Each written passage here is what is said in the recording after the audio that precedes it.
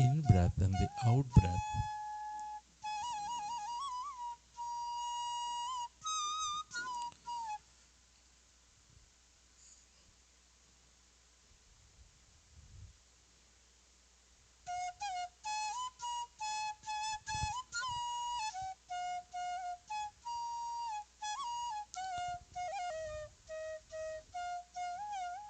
We are going into powerful group meditation.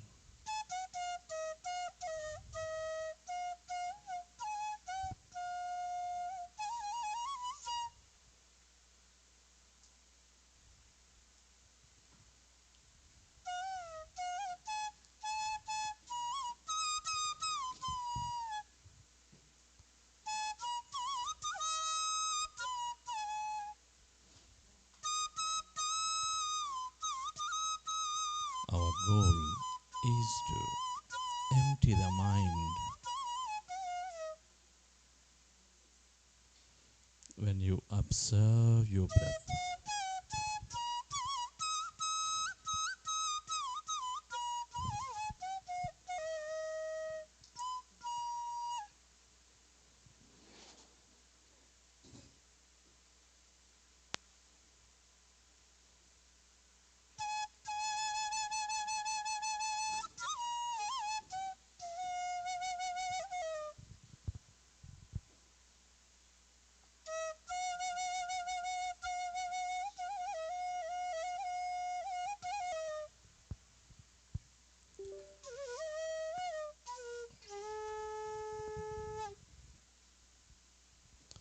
observe your normal, natural in-breath and the out-breath, dear friends.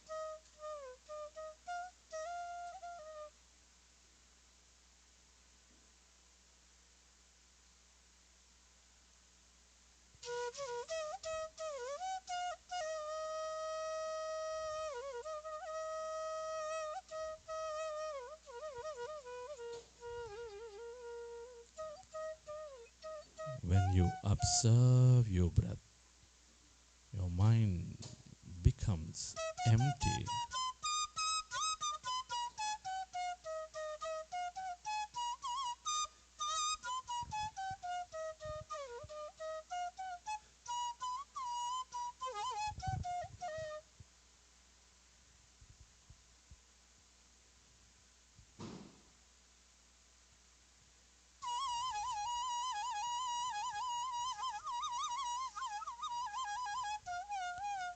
As our mind is becoming empty,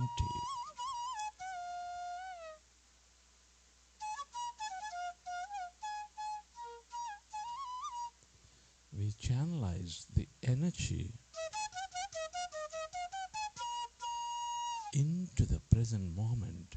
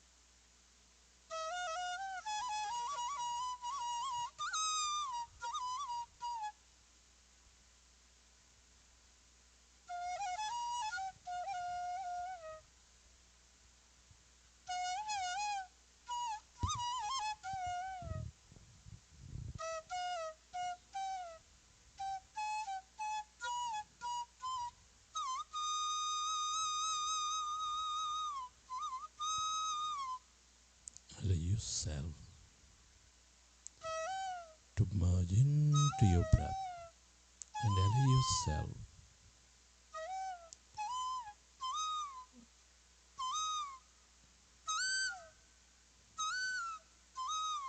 to experience the emptiness.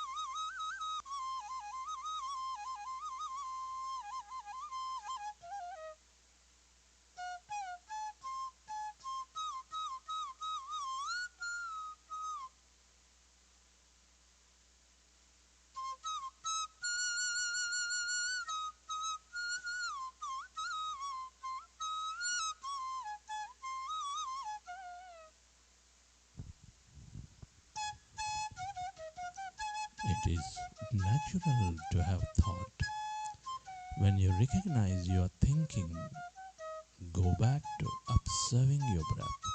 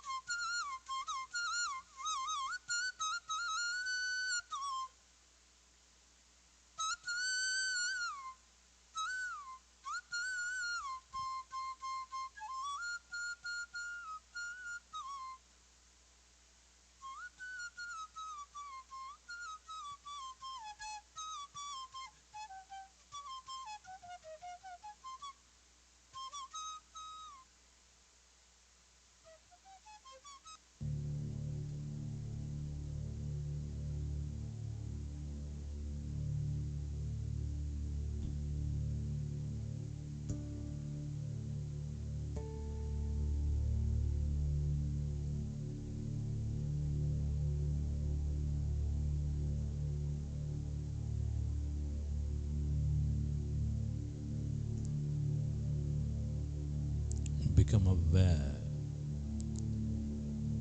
of the emptiness.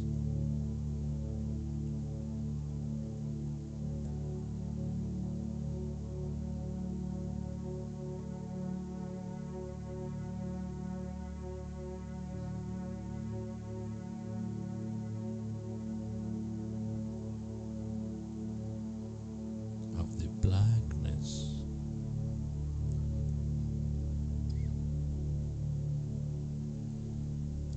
Inside of you, all around you.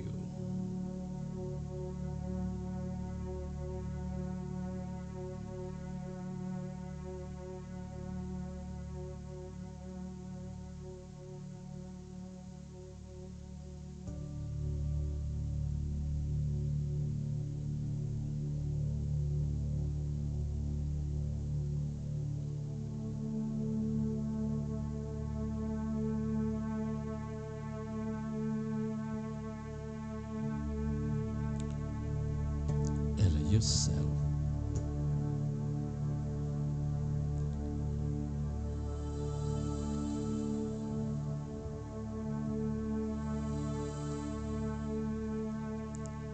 to experience the emptiness where there's no body, where there's no thing.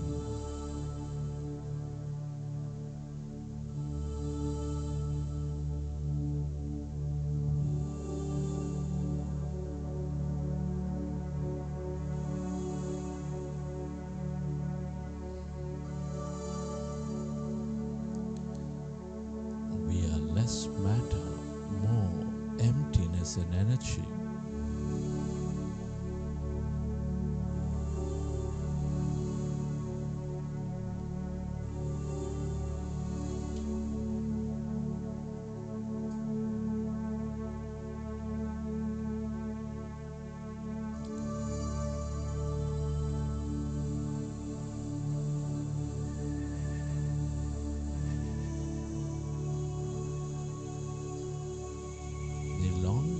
You stay aware of this emptiness, the field of infinite possibilities.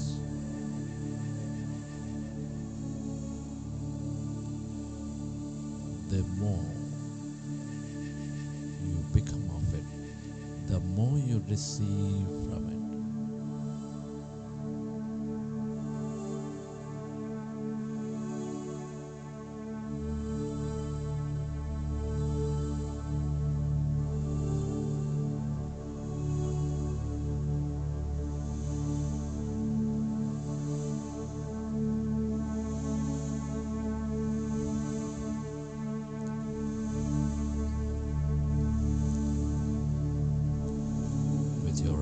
Closed, observe your natural, normal in-breath and the out-breath, and allow yourself to go into that emptiness.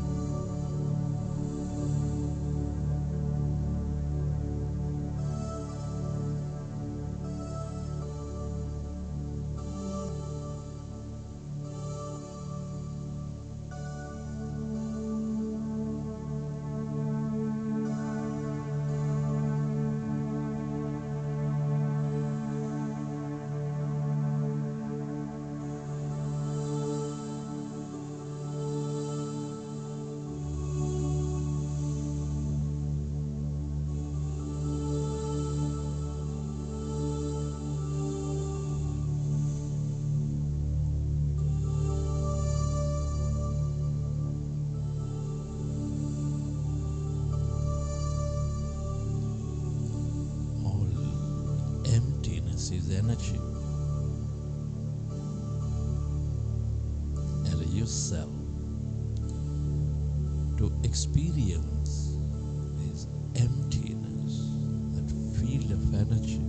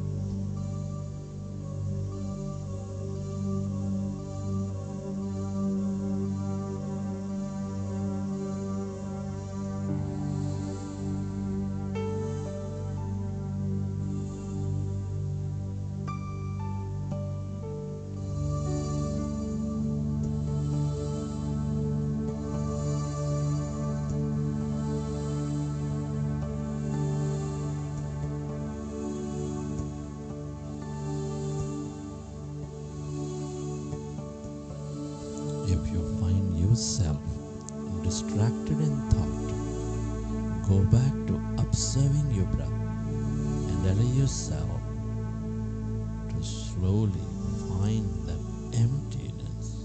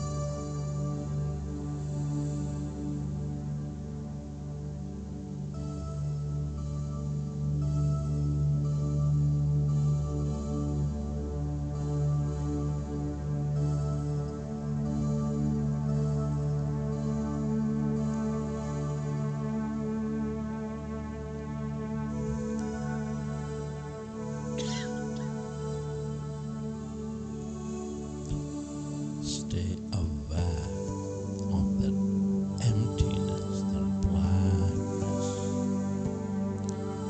where there's no body, where there's no thing.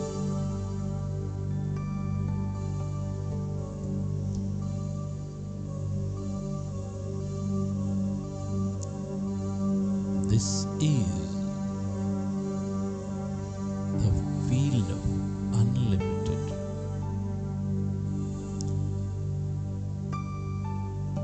the field of wisdom. The more you are with it, this emptiness,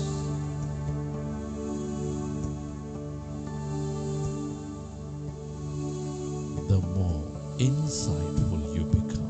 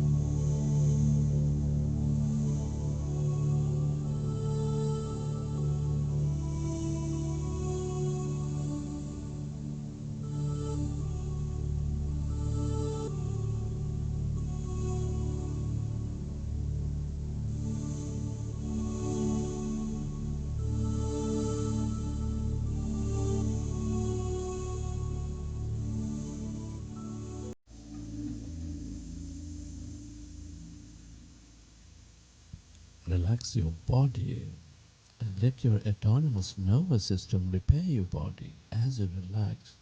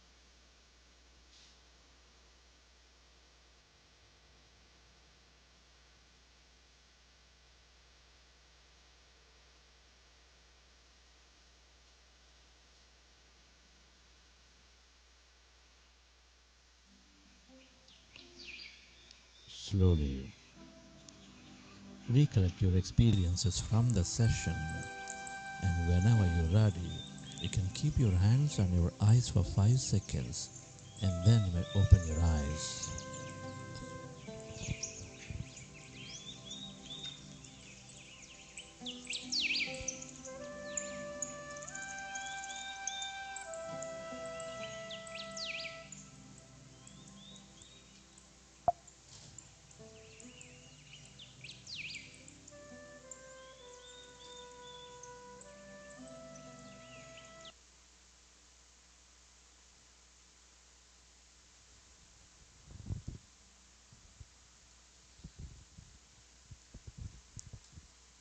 Okay, dear friends. Wonderful. Hope you enjoyed that pre-conference meditation. We will have the inauguration start at 8:30 a.m. in another 10 minutes. So thank you.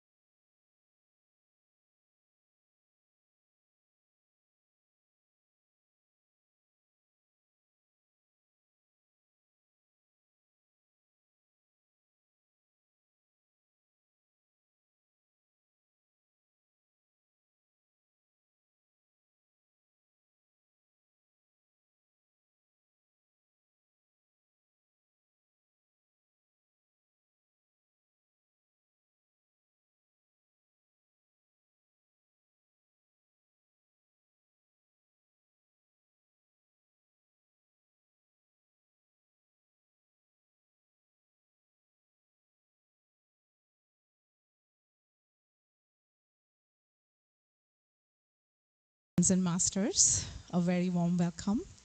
Thank you all for choosing to be here today. To this first inaugural regional conference of meditation leaders. It's an honor to be one of the MCs today.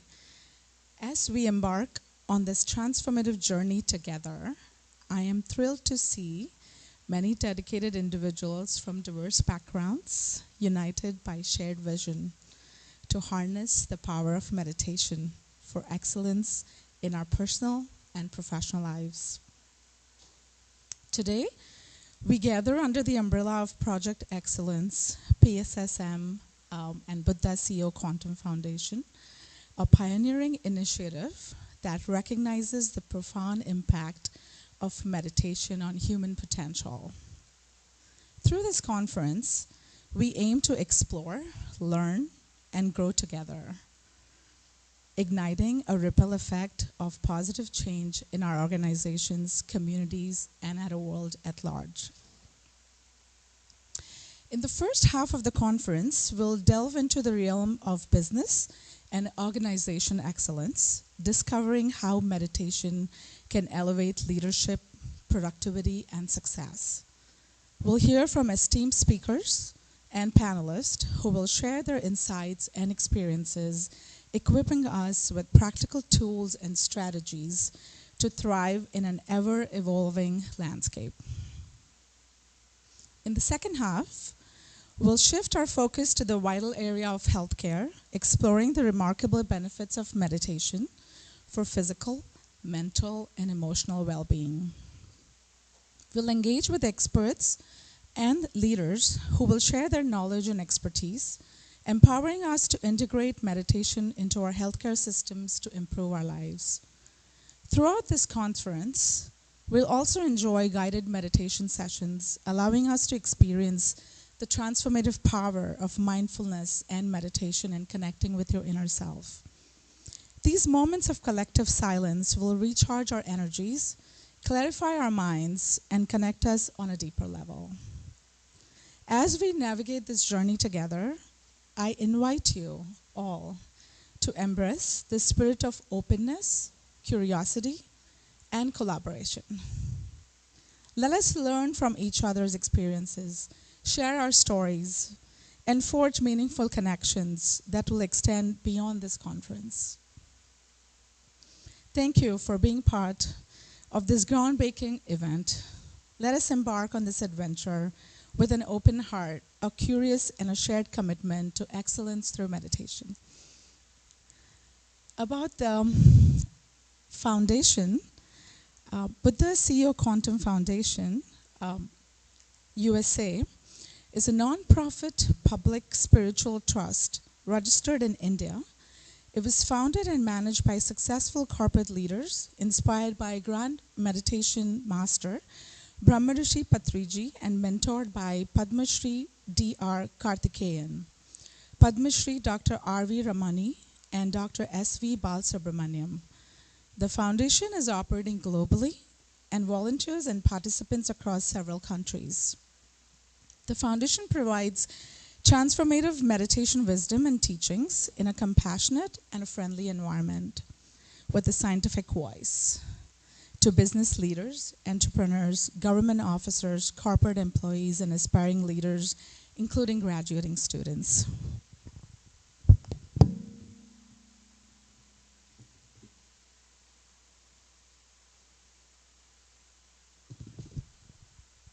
But the CEO Quantum Foundation is an integral part of a new age meditation movement called Pyramid Spiritual Societies Movement. The Pyramid Spiritual Societies Movement, PSSM, has been founded by Brahmarishi Patriji in the year 1990 with the objective of spreading the basics of meditation and spiritual science to one and all. Today, PSSM comprises of more than a couple of thousands of independent and autonomous pyramid spiritual societies, trusts, and foundations involving millions of active members and volunteers across all states, India, and in 50 other countries, including USA. So with that, we'll begin our inaugural ceremony. For that, I would love, it'll be an honor to have dear Krita Sherman on our stage, Miss Amy Levin, Dr. Anand, please, great, Mr. Brent. And we also are fortunate to have Mr. Gary Bador. We'll have Chandra Pulamasetti and Vani ma'am, Vani Pulamasetti, please, on the stage for the inauguration ceremony. Thank you all. And Mr. Shrikant, please, if you would join us too, that would be honor. And Mr. Jayesh Patel, who is here, would be great. All of you, please come on the stage.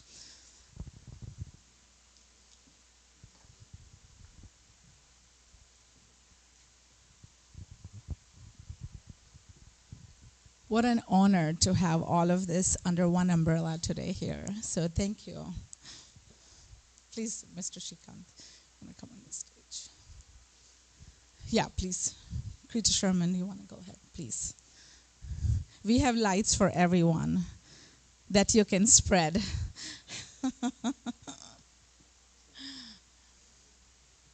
Yes, yes. How could I not know that? Hi, Mr. Ravi.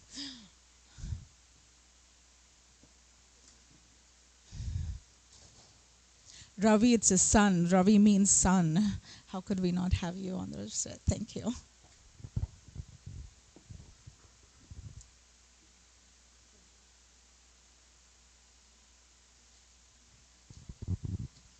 Can we have Sridevi ma'am and Apurva ma'am, please, too?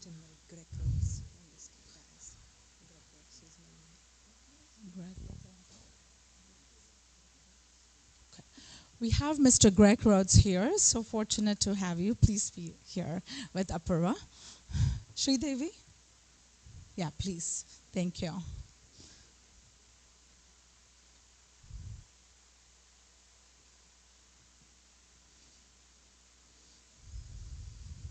Yeah.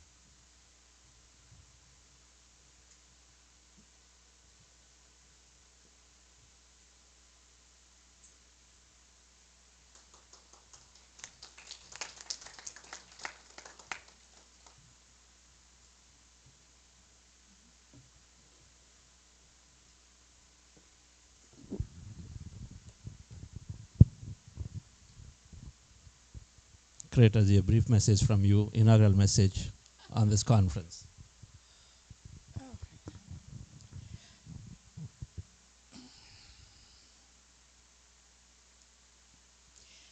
May the divine light that is within us and it goes throughout the universe open our heart, silence the mind, so that we may experience the joy, bliss, and ananda, which is our birthright, and take that throughout the entire planet and throughout the universe, for there is only one, and that one is love.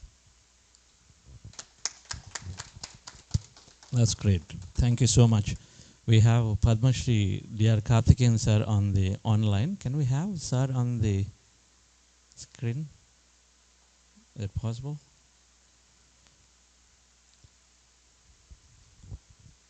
Okay, so while we are there waiting for it, yes, sir, Gary. Yeah, sure. So it's an honor to be here. Thank you all the volunteers and parents and kids who is making this happen. I wish you all the best for your first conference, which is happening here.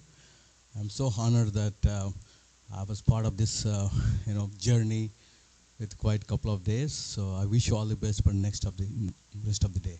Good luck. Thank you, Councillor, for the Chesterfield, as I understand. So thank you so much. Dr. Anand. Welcome everyone for the first regional conference of meditation leaders. Really appreciating all of you coming here. I think I see people from different backgrounds and different experiences, so I think it'll be a great opportunity to share all our experiences. And thanks Chandra sir for bringing the awareness of this breath mindfulness meditation to St. Louis. I'm pretty sure the people of St. Louis appreciate this, and I hope that it spreads out globally from here and do better things to all the people around the world. Thank you. I'm going to pass it on to Ravi sir next.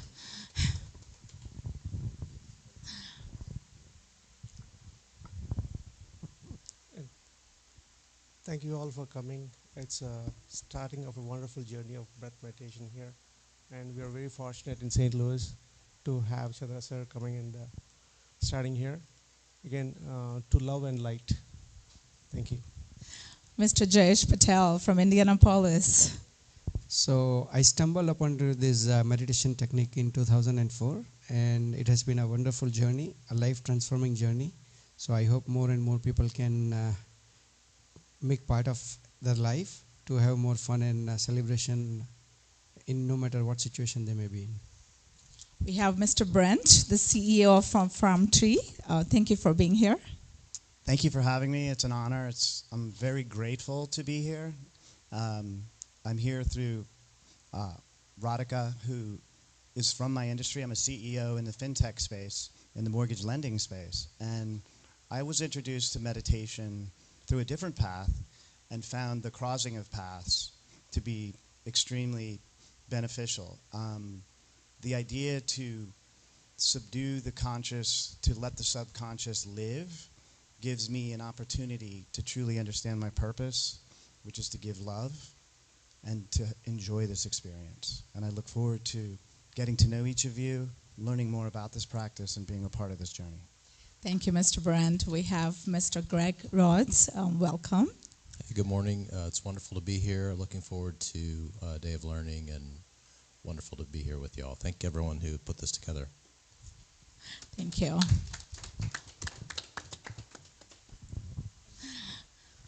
Mr. Srikanth.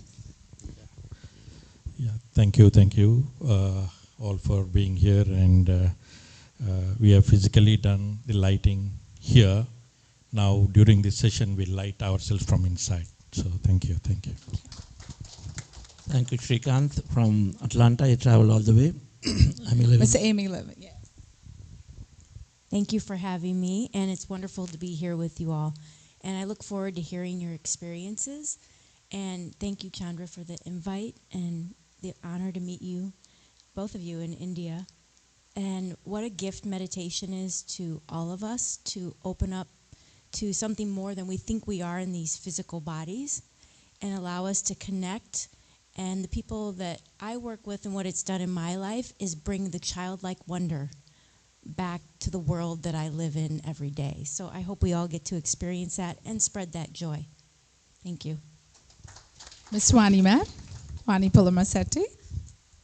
Happy morning to all, and really I'm so glad, and thank you so much for St. Louis Grad Masters, and first regional conference started here for the great start, and it's a Grand Master Brahmarshi Patrizi great mission, spread the meditation and vegetarianism and pyramid energy. That's the mission, and we all are started this journey in the global, and really I'm so happy today, And thank you all who all are participated, be here, and really thank you so much. Thank you. We have Mr. Eric French here walking in at the perfect time. So if we could have you on the stage, that'd be great. Thank you. Ramesh, please you also come and give a quick message. Come.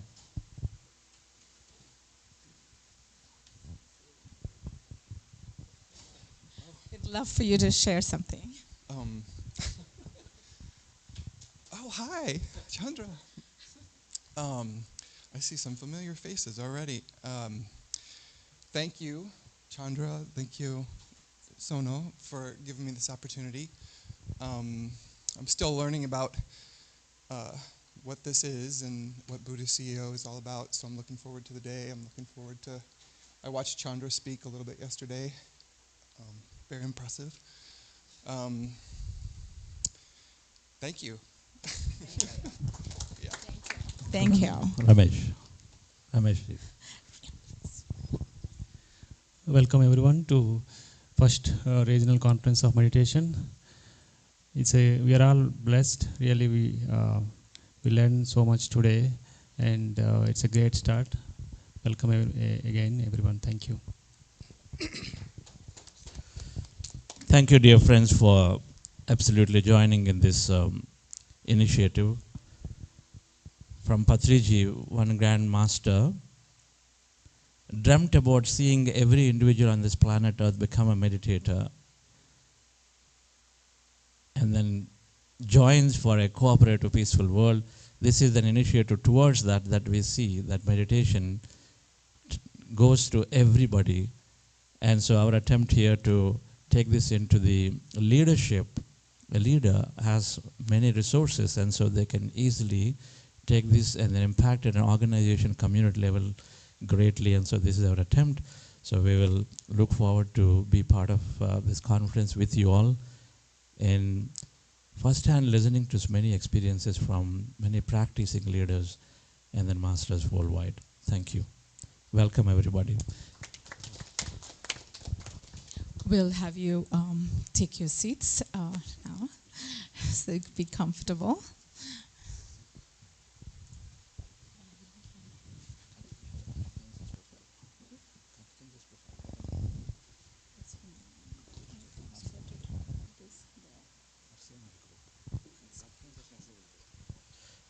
Yes. Yes.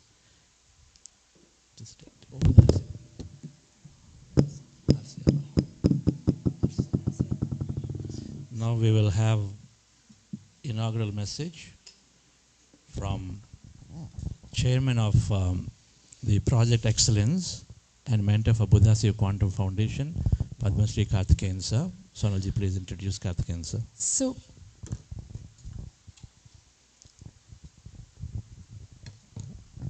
good evening for you, sir, there. Thank you for being here for us. Padma Shri Dr. Karthikeyan, President of Foundation for Peace, Harmony, and Good Governance, is a retired Indian government civil services officer with a very illustrious career as former director of the Central Bureau of Investigation, former Special Director General of CRPF, and Director General, National Human Rights Commission, among other. He was awarded the Padma Shri in the year 2010 for his contribution to the field of Indian civil service. Karthikeyanji is on the board of several non-profit and for-profit organizations as director, trustee, advisor, chairman, and so many more. He's closely associated with many spiritual organizations and the masters worldwide, including Art of Living, Isha Foundation, Pyramid Spiritual Societies Movement, Anand Sangha, Brahma Kumaris. He's fondly called as a spiritual ambassador to the world. Karthikeyanji is a regular practitioner of meditation and attributes a lot of holistic health benefits to meditation and advocates it compassionately to everyone. He's the key inspiration to Buddha CEO Quantum Foundation. A very warm welcome to you, sir. Namaste. Good morning there. Of course, late in the evening in India. Greetings to all of you, ladies and gentlemen, who are participating in the first regional conference of meditation leaders at St. Louis, USA. Greetings to all of you, and my heartiest congratulations for your wisdom in choosing this event, sparing your time, which you will find as of great value in due course now. Meditation or dhyana means to go beyond the limitations of the physical body and the mind. Only when you transcend the limited perspective of the body and the mind do you have a complete dimension of life within you. Meditation is a process to understand oneself. Meditation is a practice to empty the mind of all thoughts and experience our grander self of the greater mind within. It is a practice to connect into the infinitely potential quantum energy field, which Chandra is going to explain to you later, or the quantum consciousness, and experience that intelligence and realize what is called Aham Brahmasmi. The practice Anapanasati meditation, breath-based mindful meditation, is a very simple and can be easily practiced by everyone. As was earlier mentioned, founded by Brahmashi Patriji, Pyramid Spiritual Society movement over the last 35 years has spread all over the world now. Meditation brings positive transformation and excellence in individuals as experienced by several thousands around the world. This in turn enables growth and innovation in organizations and society. Meditation develops greater spiritual scientific mindset in every practitioner. A spiritual scientific mindset gives purpose, stops greed and the need to wield power. A leader with a well-developed spiritual scientific mindset uses resources for maximum good of not only oneself and the family, but the whole of humanity now. Ask anyone who has done something significant or great with their life. I repeat, please ask anyone who has done something significant or great with their life. And the chances are that they will respectfully mention they have followed meditation of some technology or the other. One of the tools which fueled their success, the time-honored ancient meditation practice that once had roots in the East has rapidly made strides into the Western world.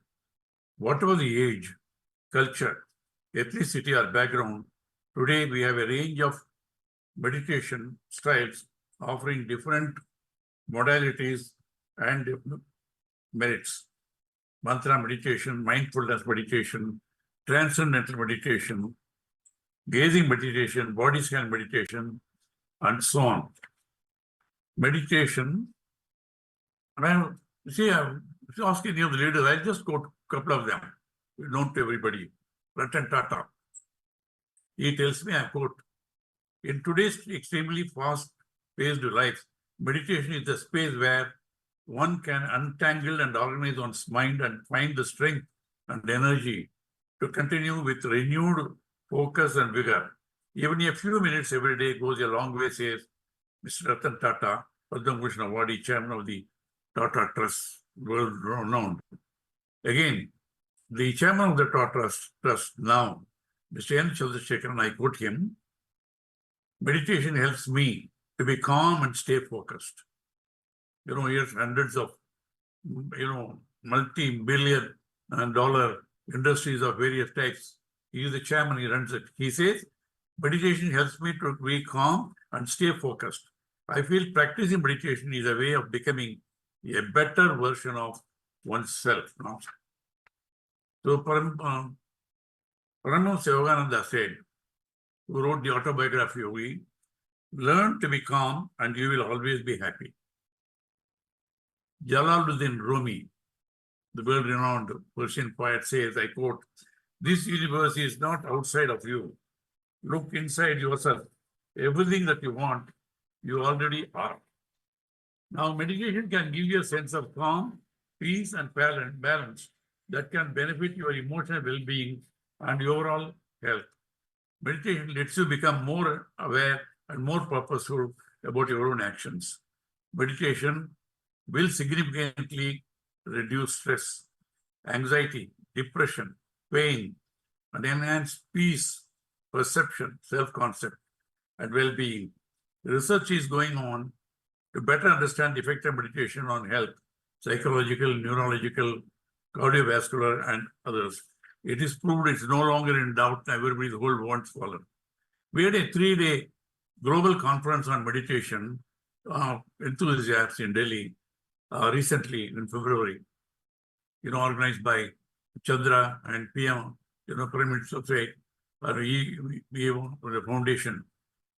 He said, in the result of the conference, I'm telling he said, the violence, negativity start in the minds of individuals. You agree? The violence, negativity start in the minds of individuals. So the remedy should also begin in the minds of individuals who ultimately form the family, the society, the nation, and the planet as a whole. So to deal with the ever-increasing disease, crime, violence, corruption, exploitation, disharmony, damage to the environment, and all forms of injustice, the solution has to be found with every individual, because we have seen all laws and courts and police and international conferences have not resulted in anything, any for the betterment of the society. More violence, more disturbance, threat of war all the time, global warming, all that is happening. So ultimately, we have to go back to the individual. Now, there is a need to promote practice of meditation everywhere, in all education institutions, corporates, and nations as a universal policy. It is resolved that to drive a positive change in the individuals and all over the planet, and to ensure peace, justice, and harmony between the body, mind, and soul individual, in families, nations, and all over the world, there's a need to promote meditation. It is the only way of in the transformation is simple and scientific, and hence must be adopted by one and all to bring about inner transformation that will in turn ensure transformation all over the world. So we are going to start a big movement now with that, appealing to the leaders and decision makers in the government, education, healthcare, business, and non-profit sectors to begin with, to bring peace to the world through inner transformation at the national level and international level. You're all fortunate to be part of this, movement, Pyramid Society movement started by Patriji, and his vision was to spread peace and harmony all over the world. As a simple individual, he started 40 years back. He said, the benefit I got by meditation, attending the Vipassana meditation, I want to spread it to the world.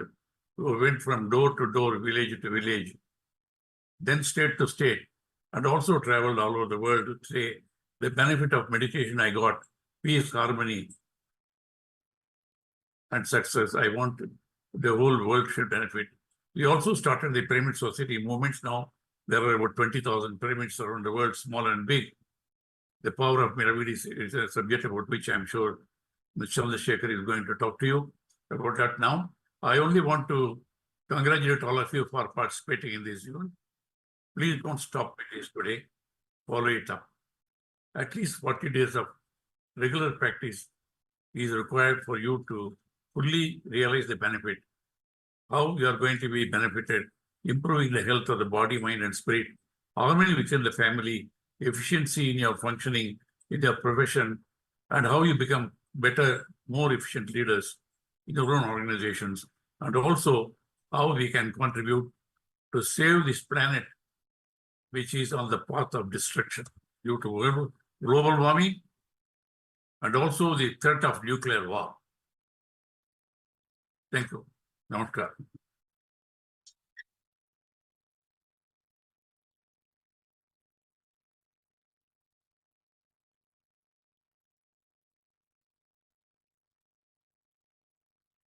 Inaugural ceremony. Thank you so much.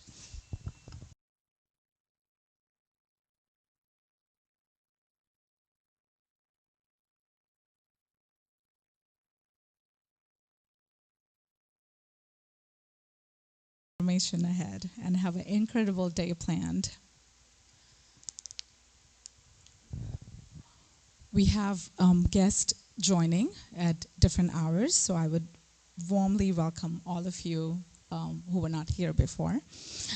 Welcome to this first regional conference of meditation leaders, RCML. RCML is a conference provides many opportunities for leaders, policymakers to understand how meditation can significantly create personal and professional transformations. As a leader, when you transform, you ensure that your organization transforms and grows too. Today, millions of people practice breath mindfulness meditation.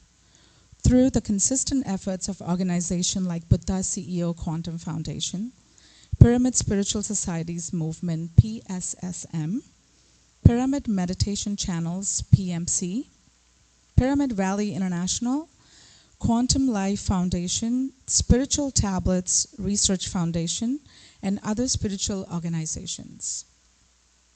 Every meditator, from farmers, executives, homemakers, students, senior citizens, has benefited from the practice. This conference and its track, Holistic Excellence and Health Excellence, provide ample case studies, references, and research findings about how meditation aids physical health, mental well-being, learning effectiveness, and workplace productivity. When leaders experience and benefits of meditation, they automatically lead their teams and communities through the meditation journey. You will also hear from other leaders about how they have rolled out the meditation projects in their organization and communities, etc. Once again, we warmly welcome you to this beautiful initiative to learn more about meditation, promote meditation, practice in your community and organization, and create an impact in your space. Now I take this utmost privilege and honor to welcome our dear Chandra Pulamasetti. He's a founder of CEO Quantum Foundation. He's a successful entrepreneur, former vice president at IBM Corporation, meditation coach, and board member advisor of Pyramid Valley International, Quantum Life University, and others. He attributes a lot of his success, including the acquisition of a software company, to the powerful techniques based on meditation and manifestation, inspired and deeply transformed by the teaching of Brahmarishi Patriji. He has studied several masters from East and West, including Dr. Joe Dispenza, Swami Rama, Neil Donald Walsh, Seth, and many more. He's been practicing meditation for over 22 years now, teaches regularly to leaders and professionals, conducts multi-day meditation retreats, and participates in several meditation service activities.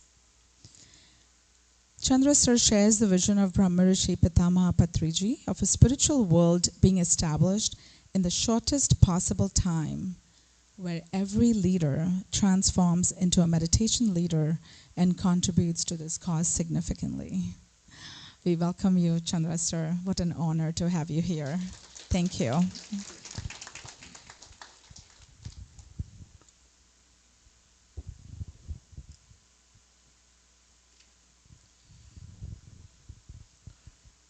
Thank you, Sonal Madam. Wonderful to be here. Happy morning, everyone. Once again, welcome. Happy morning. All right, that's great. All right, okay.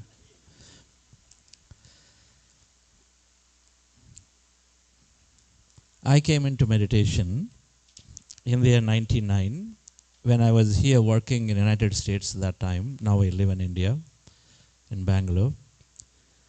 And so my younger brother, medical doctor, Dr. GK, used to call me and say, you practice meditation, you will be successful. And he was a medical doctor back there in India, and he used to call me. Then I would say, and we were very young, meaning I was that time 30 years, he was 27, 28. I would say, you are a medical doctor, what are you doing? You go and then practice your medicine, and then you would actually make a lot of money and then do many things. And then he would say, you practice meditation, it is very, very good, it's got so much potential. But I would always discourage him, and I was actually discouraging him quite a bit, and I was being successful. I've come abroad and then doing many things, so there was a stronger voice, but then I was trying to shut him off. But he was pursuing relentlessly. For 9 months he continued until my next vacation came. I went to India. That time somehow he got me to meet Patriji, Brahmashi Patriji, who's been an amazing, amazing master. He was just like us, was a marketing officer at Coromandel Fertilizers that time.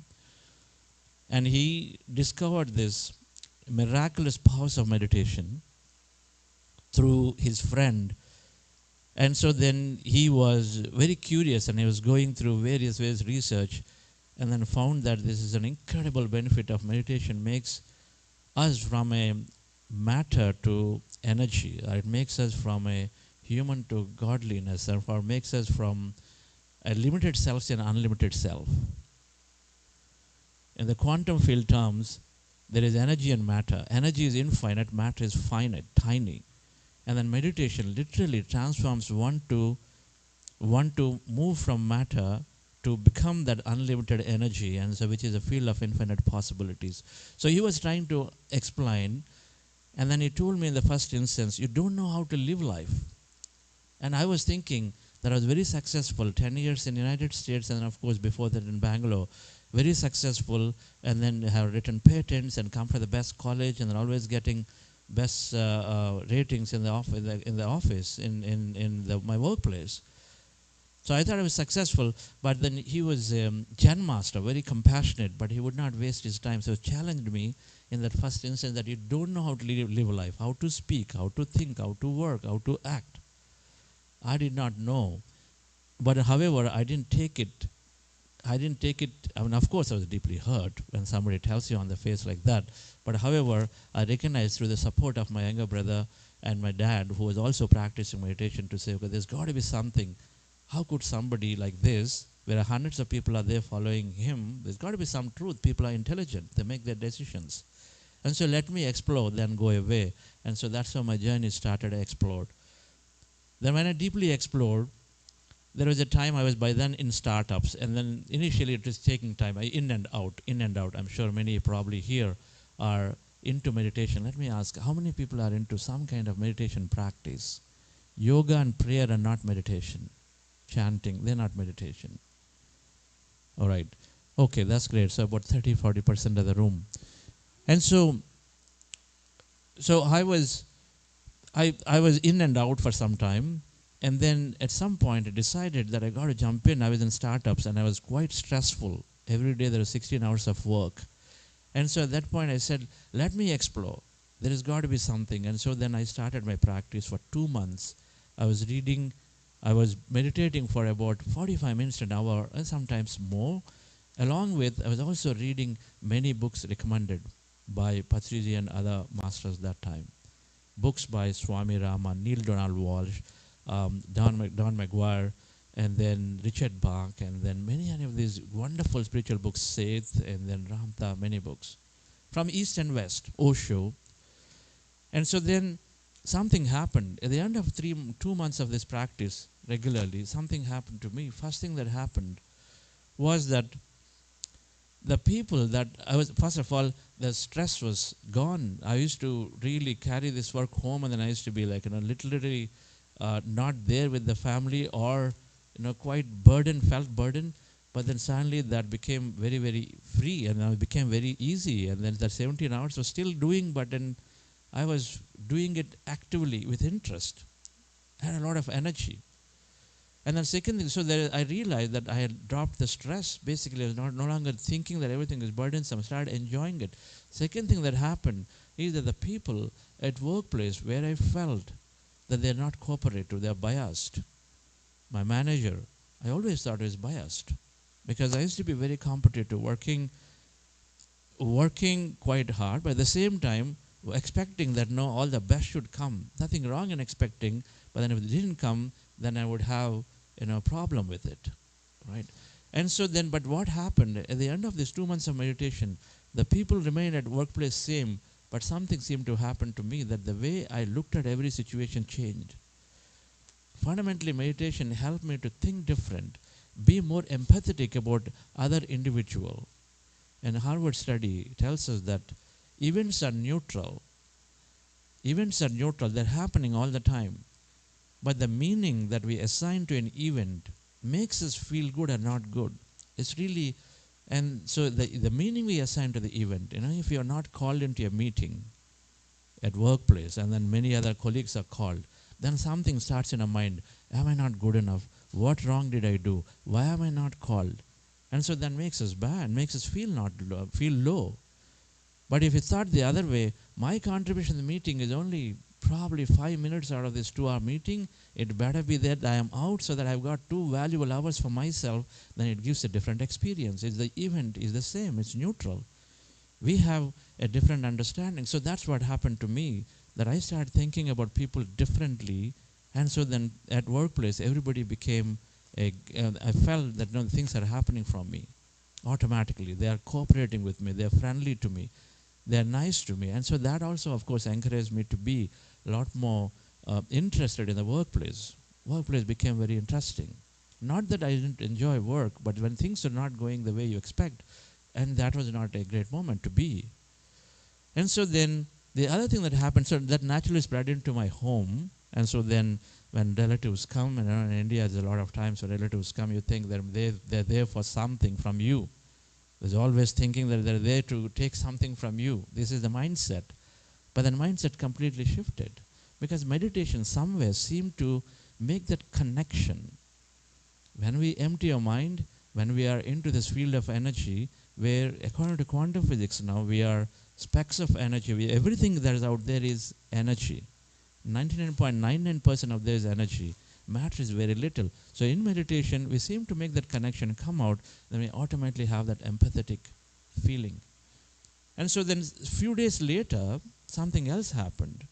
I used to suffer with an ENT condition, which was preventing me from doing air travel. If I do air travel, ears get blocked, common for many people. But when I come down from the flight, then the ears won't get unblocked. And so then as a result, it was deep pain, throbbing pain, intense pain. And so that was difficult to take. And then the doctor said it's all decongestion is not good. And so then your system is going to be like this. So it's going to be a lifelong challenge. And then you got to take some decongestion tablet and sprays. And then painkillers, of course. So I was carrying those medication. For 5 years, I was struggling with this, which meant that if your job requires you to travel, I was hesitating to travel. That's not necessarily great for your career. And so then I was discouraging myself to travel, and then didn't have a solution. I went many experts in the West Coast here that time. It was in 2099 time frame, 95 to 99. And then they didn't know what to do, so I was just living life that way. But after 4 months of meditation practice, one fine day when I was doing my next travel, and I had to travel, I used to travel quite a bit between Bangalore and the United States West Coast. I had to travel. This condition did not show up. Suddenly, after coming to the meditation 4 months later, I said, wait a minute. I was still carrying the tablets and medication that time, because in an emergency, if something happens. And then this condition did not occur. I said, something happened here. No longer there. Then a month later, when I traveled again, and I knew for certain that I healed this condition, that ears would get blocked and not get unblocked, is no longer there. It didn't happen again for the second time. So that's the time. By then, I was hearing in the hallways that your body heals. Your body has a capability to heal if you have the right dialogue with the body. And I was always hearing that. And we have the power to heal. So that's the time I decided that I do not need any medication whatsoever. Since 2002, now 22 years later, happy, healthy, and then absolutely traveling around the world. I do not have to take, or I do not have to visit, necessarily think of illness or the hospital. So it's just going great because the meditation strength and power to heal. Of course, I made a change in my diet. I recognized, naturally I felt that I have no right to take the life of something. I have no right to take the freedom away of somebody else.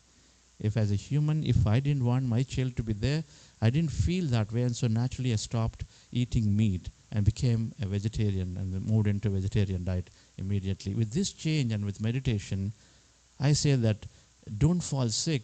By the same time, even if you fall sick, then your body recovers so quickly, and so there is no absolutely the anxiety when you're traveling to many African countries, Middle East countries, everywhere in the world. Don't have to carry the medication. So first benefit is a profound benefit. Then I recognize that this has something special. There is so much power in meditation, that your health comes, that there is no solution to it. Now we see in our programs, 70% of the people who are participating, and 3 weeks later they're telling that either I'm healing or already healed of some condition or the other. People are saying after 1 year of meditation practice, no more migraine. That means days and days of life have been given back. That IBS is not there, irritable bowel syndrome, no medical cure, but seems to have been, they've been having some healing effects of meditation many, many ways. And so then I've also, at that point, I was looking at the hallways of PSSM, Patriji. Your thoughts create things. Thoughts create reality. This was absolutely, and then there's another side, another quotation I used to see. Suffering is due to individual ignorance. These two are very, very, they're related. Suffering is due to individual ignorance. I said, what? It's my company, it's my CEO, it's my people at home, they are the ones causing me suffering. How is that my ignorance is causing suffering? I understood later that it's a lack of understanding. The lack of understanding is causing everything to think about me and me and me. And so the more I learn this knowledge, the more we recognize that we are connected. Slowly, slowly, the suffering, the interpretation has gone. But thoughts create reality. Thoughts bring experiences also was there. How can my thoughts bring experience? It was unthinkable. In the Indian Vedic scriptures, there is this thing called Yad Bhavam Tad Bhavati. That means as you think, as you feel is what becomes true. And so then I was curious to experiment, and then I started noticing the results that now if I thought about a customer coming and then speaking nicely to us, it was happening. If I thought about a customer meeting to be set up, it was happening.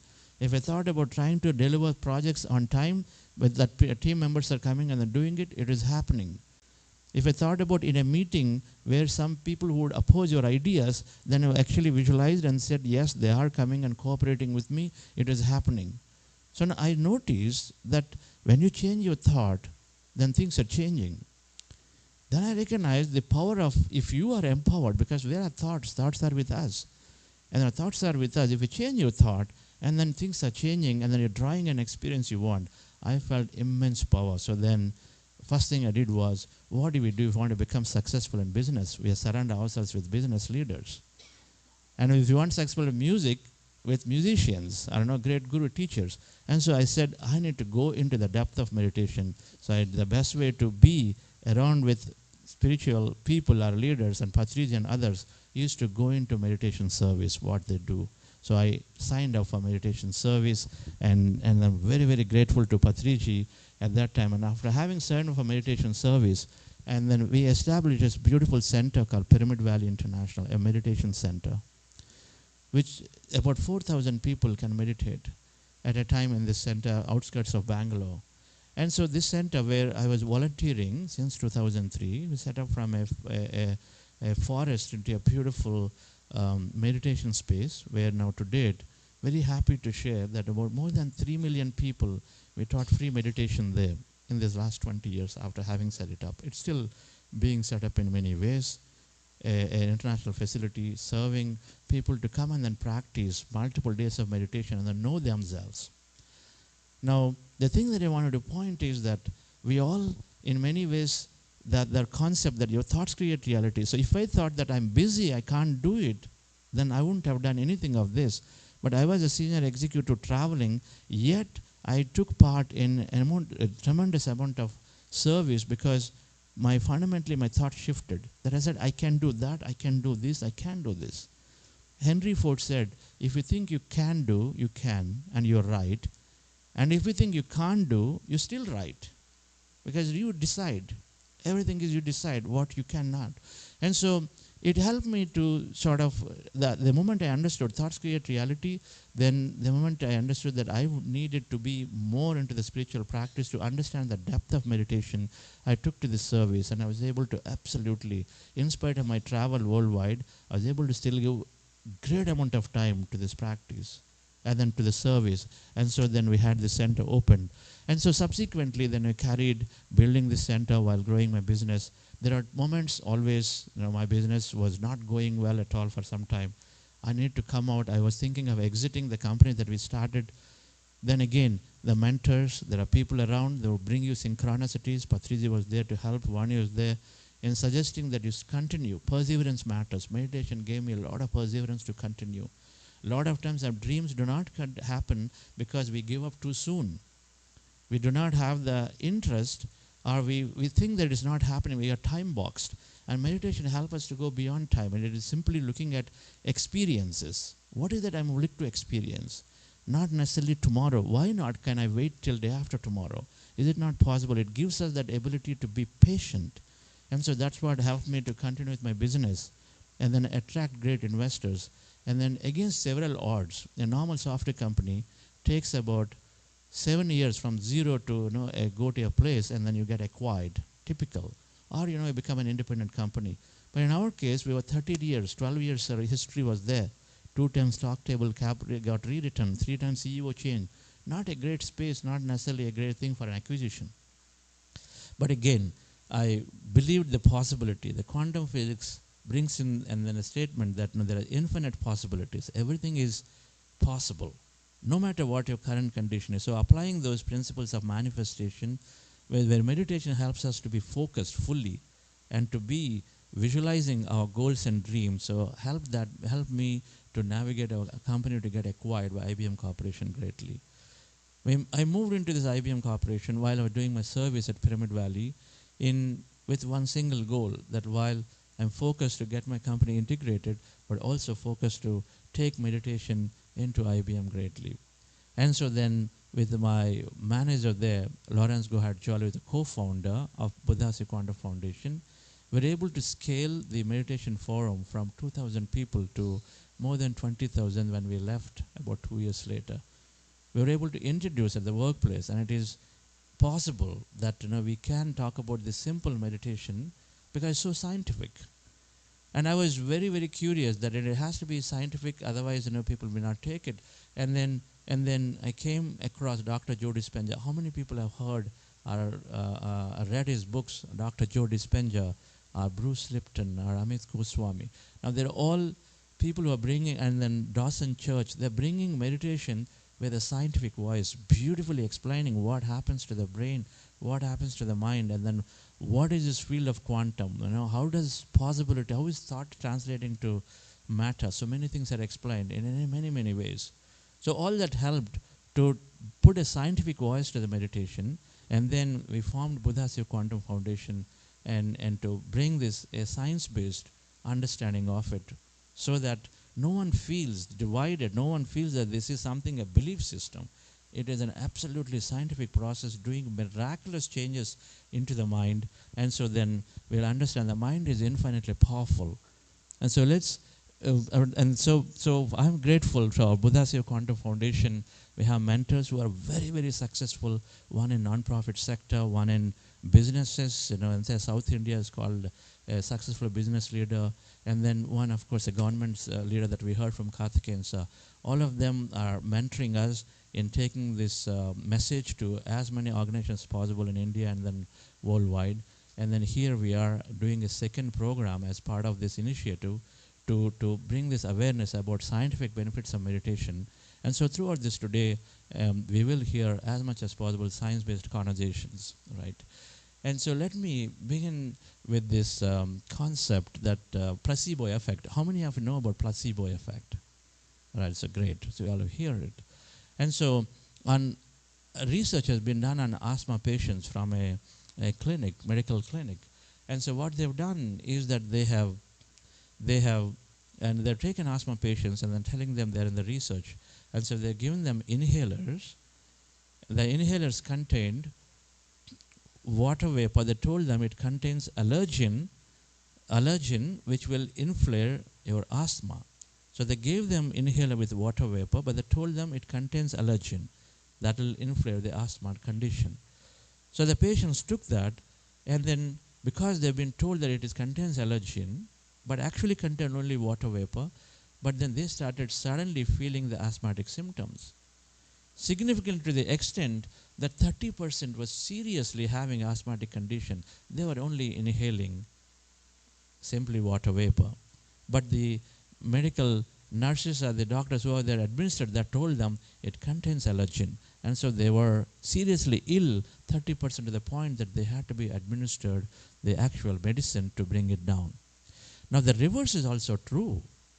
Now the reverse, where the people are asthmatic, now you're giving them an inhaler and then told them it contains now water vapor, and so then it's going to give you relief. But then they actually put allergen in it. They put allergen in it, and then they said it contains water vapor, it's going to give you relief, so take it. Now here is somebody who's gone asthmatic, and then you're taking an allergen, so it must increase their asthma condition a lot more, but they've been told it contains water vapor. So now they thought they're inhaling water vapor, now they actually saw the relief. So where it should be exactly, so what you believe is what happened here as opposed to what you're taking. They're taking water vapor, they're told allergen, the asthma increased. And then they are taking allergen, but they're told it's water vapor, then conditions decreased. It's called placebo effect. And then it's commonly used in bringing drugs into the market by having a placebo-based study has to be done to see that the effect of the drug is as good or better than the placebo drug other than a fake thing.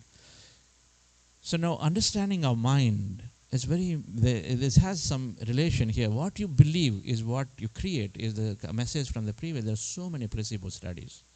So many placebo studies. If you read the book called You Are the Placebo by Dr. Joe, it documents so many cases out there corroborating to evidences of what has happened. Now, our mind, at a gross level, there are two things, a restless mind and a limiting mind. I'd like to consider that two things. There are many, many areas of faculties of mind. But one that we are notice is that there is a lot of restlessness. There is all the time we are shifting from one event to another event. We were saying, oh, what happened yesterday? This traffic today, that accident there, my health and my family somewhere in India. Everything is there. Mind is shifting, restless mind. And so it's all about worrying. It's anxious about it in the future. 2 weeks later, we got a meeting. We start worrying about now, will I deliver? Will I be successful? Client accepted. 2 weeks. We're going to continue to worry about it. And so that's called, constantly projecting worries about, now what happens to the job market now? Suddenly the market is slow. What happens to my job? That worry doesn't end for the next 3 weeks or 4 weeks until the time manager comes and tells us that it's all, you're fine. The second thing, dear friends, is a limitation, beliefs. I can't do it. My body won't heal. I do not have finances, so it's not possible. Everything. I have to sleep. Yesterday I didn't sleep for 8 hours, so today is going to be not that great. A belief system that is there constantly causing, if thoughts create reality, then this must do something, where the mind is everywhere and then mind is always thinking limited. I'm an unlucky person. My company does not encourage innovation. My family will never support me in this. Many, many such things which are coming as beliefs. The thing is, what's happening? Now, look at this, an experiment they've done on barracuda fish. How am I doing on time? Experiment done on barracuda fish. They've taken, I'm going to skip this thought. Let me come to this science aspect of it. Our brain is 3 areas are there. One is the neocortex, which is an outer brain. Then the middle part is called limbic brain, and third one is the reptilian brain. Now this outer part broadly can be brain is mapped to mind. You see, mind is thought, is energy, and brain is mind in action, which is physical matter, right? Now there is use this word conscious mind and subconscious mind. So the conscious mind, which is primarily this big portion of the brain, which is called human brain. Humans have this brain, animals don't. The big portion that all of us have. Very few animals have a little developed brain, but humans have this big brain called this neocortex, or the human mind. You can say conscious mind, for the most part. That's not necessarily only the place. But you have thousands and thousands of thought. Thousands of thought. In Indian Vedic terms called manas, which is always an adjutant. And so many thoughts are there. And 80 to 95% are negative and repetitive. The second thing is this subconscious, which is like this, the feeling center, our emotional brain, which is also holds the long-term memory for humans, which is called the hippocampus that is there. Now, is subconscious is holding all the beliefs, things that happened for us again and again and again. Like, for example, we are suffering with bad digestive system, and then we heard from everywhere that it's going to be that way forever. And so then we say, I don't have good system, I can't eat this. So we have automatically a reaction. When I see something and say, there's no way my body supports, I can't take it. And so we don't take it, because we already believe that this is true. So a limiting belief is called a truth. It may be false or true, but you have a belief, and then so you operate out of this truth. And so then 90% of the life events are operated out of these limiting beliefs. That's research. 90% of our life events are operated out of what is the belief I have about me and my life, my finances, my people around me, my personal situation today, my health. Everything is a belief that we form, that I have to have 9 hours of sleep. This person, my office is not that great, is always challenging. So we operate because we calm that belief, even though the person may be different tomorrow, but we have this belief because then we operate from that perspective. And so the limitation, it's called limitation. It stops us from experiencing life greatly. Now quantum physics, I'm not going to go into the detail, but that quantum physics is telling us now, this is there for over 100 years now, is that 99.99% out there, everything is empty. Everything that's there is empty. The only matter is just a tiny, tiny percent, 0.01% is matter. Everything is emptiness. That emptiness is filled with energy. That emptiness is filled with energy. And so then if everything is empty, including our electrons, neutrons, and then something is happening for us to see them materially here, and then it's called a possibility. That energy becomes matter is called possibility. And then how is it becoming? Energy becomes matter through observation. Through observation, where they've done these various experiments about this double slit experimentation of all kind, when there is a conscious observer, that means somebody like a human who is consciously observing, then this energy is becoming matter. This corroborates to thoughts create reality. There is this evidence that is coming up to demonstrate that this is true or not, but then you can start make help from some of this research to say, first of all, everything is emptiness and energy. That means now we're all emptiness and energy. Deep inside, when you look into the subatomic level, it's all empty. That's what they found. The electrons, neutrons, also they found it to be energy by default, which we all thought it is particle, but found by energy by default. That means the entire existence is energy by default. But then electron and neutron become matter through observation. And so then that all life events are happening through observation, and then it supports, it finds evidence through successful people. Evidence through the placebo effect. What you believe, what you create, like the previous slide where we saw. And so there is placebo effect corroborating it. And then there is the leaders of many kind who are successful always said that your thoughts, Walt Disney said, if you can dream it, you can hold it. If you can dream it, and one of the greatest creators of all kind, he dreamt about it. Things that are unthinkable, he created because he believed that if you dream, you can do. And we all have in a business, if you can see it, you can hold it. That's what a business phrase is there.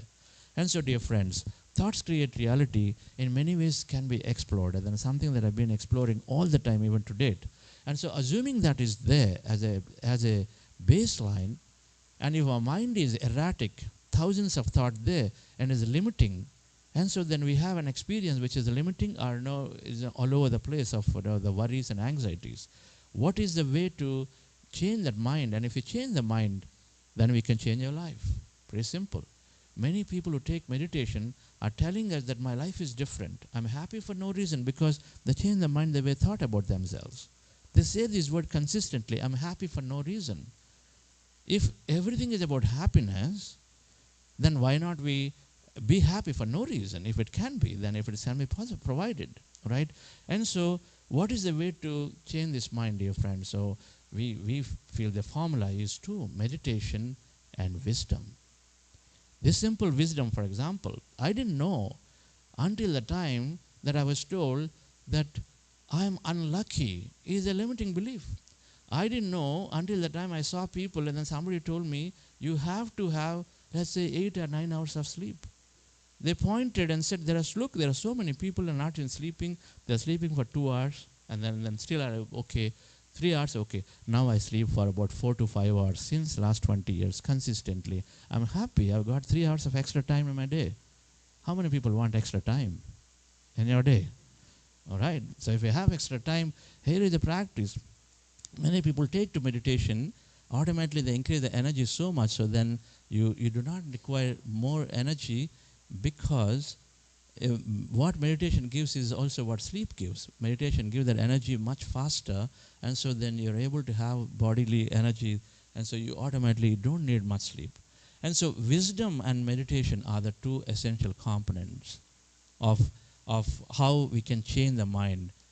And so there is so much research, and then there is Sarah Laser did landmark study, and then many people have done studies on meditation now and research. We just type meditation and benefits of health research, and you'll find plenty. And she's in Harvard, and she's done this study, and then many of them have corroborated. I've just taken 2 samples. One, it says basically our entire all the neurons in our brain, that they found that gray matter is called gray matter, thickens. So that means more and more neurons, neural capacities, the glues are built through regular practice of meditation. So long-term practitioners, they found a lot more neural capacity. That means you've got fundamentally more and more abilities going there. One way of doing it. The second thing meditation is doing is to lower the frequency, the thoughts that are high frequency, which are generally called stressful. So when you sit down and close your eyes, and then we're going to practice meditation shortly, and so then automatically the mind is becoming empty. So first thing that's happening is that the stressful thoughts disappear. This is called the frequency of thought in the brain. The stressful thoughts that are there, they disappear. Meditation takes one beyond analytical mind into a more solution space, more insightful space, more healing space. And so that means it leaves you with thoughts which are of that nature. And so then that's another important thing that's happening with meditation. We are doing all of this in a 40-day program online, which is free. We explain the scientific evidence of everything day by day while we practice meditation. So a few benefits that we have seen, our participants that we consistently see, and of course this is similar in many organizations that are there, Art of Living or other Kriya Yoga or Ananda, many of them. And one thing that we've seen, it reduces stress. 93% people in our program say that the stress is reduced. That's simple.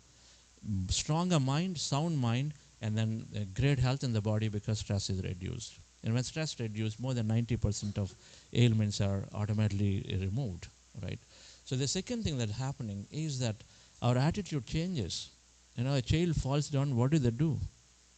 They complain or they move forward. What do you think they do? They fall down, they just move forward. They get on and say, okay, fine, and look at nobody's there, so they go forward, all right? So a lot of things happen in our life too. And so then meditation, we recognize that we can't control circumstances, but I can control the way I think about it, right? And so that's what happens. Meditation improves emotional regulation. There is a scientific experiment, more objective. Graham Phillips saw 25% improvement in 6 weeks, 8 weeks of meditation. In our programs, 86% people feel in a 40-day program a significant improvement in emotional intelligence just by practicing meditation. All right. So what does it mean? It means our day-to-day issues become non-issues. Traffic jam, somebody cuts across, somebody else at you, somebody judges you. Of course, judgment is happening all the time. Behind the back, in front. You're not taken because you don't become that. This book, 4 Agreements, that we're talking with Brent, and we recommend this. How many people have read this book called The 4 Agreements? An amazing book, must be read. Don't take anything personally. Who is taking something personally? We here. Somebody may say something. You did this great conference, they'll say, oh, this is not about science, this is just something. I'm not going to take that because we're doing our best. And so beyond that, we don't have to worry about, take about. And so these things happen all the time, right, friends? So don't take things personally. So that amazing book, 4 Agreements, can absolutely change life. We have so much to learn. And so all the day-to-day become non-issues when you regularly practice meditation, right? We have some practitioners say, how many of you find this benefit in your hands? Can you please raise your hand? That emotional regulation has come greatly. Wonderful. That's good to see. So this another thing is that innovation, creativity, growth is all buzzwords, but business needs them, and it's something that we are consistently seeing. And now this purpose of this conference is to health is there, but growth is there too with meditation. We want to bring that message that there is growth with meditation, not just health. This is the core idea, excellence in everything we do. Everything we do. That's the whole idea. So there are various reasons, but the fundamental reason is that we were from neurorigidity, we moved to neuroplasticity. So brain has the ability to rewire itself to learn more. And so then we are ready to take initiatives. A lot of times we don't take initiatives because we can't learn. We're not ready because we're also fearful. Meditation reduces the fear and increases the ability to learn. And so automatically we're able to take on we take it to growth mindset, it's called. So when a boss is coming and asking you, hey, client is asking to be done in like 3 months and it probably takes 6 months. First posture is no way, because we go by the past and say, I can't do it. But now with a regular meditative mind is open and saying, okay, let me try. Let me try. We can say that much. We're not fearful in case people come and then tell you, why did you fail? Because we're always scared because the manager is also not aware. They're going to hold you to that and say, might as well be defensive. This is how the office environment has become. But now, with meditative mind is open. They're not worried in case even the boss did not know. If they question you strongly, they say, fine. They still don't know, but I've done my best. Because the meditative mind is saying, I want to experience the best at any given moment, not just go back and do the mundane routine stuff. Routineness breaks if you're a meditator. For sure, routineness breaks. You don't use the word, I have a routine. That means you're fixed. Experience is same. A meditative mind is looking at it saying, how can I experience something new every moment? Because there are infinite possibilities. So we see 89% of the people are seeing this growth mindset. They say work productivity improved. They say they're doing things differently. They're cooking new dishes. Husbands or spouses are happy about it all the time. All right. All right. Okay. So dear friends, so overall, I think there is a lot of evidence in our research. We have done more than 2,000 people who respond back to our programs regularly now. And all of that collected and then shows, and of course this is subjective at this point. We are moving towards subjective research too. But across the multiple programs, now we've done 25 40-day meditation programs in the last 4 years. And then across them, we're going to collect the data, and then consistently, the topics are same, groups are same worldwide, and then about 20 countries they participate. And then these are the findings we find, that physical health, so much improvement, productivity, relationships, problem-solving skills, all are improving. And so then, why not? Why not embrace this simple practice of meditation? I'd like you to take a minute to just exchange what you have heard to your person next to you, just so that there is a better understanding. Can you please share with the person next to you what you heard? One tells the other, and then other tells back.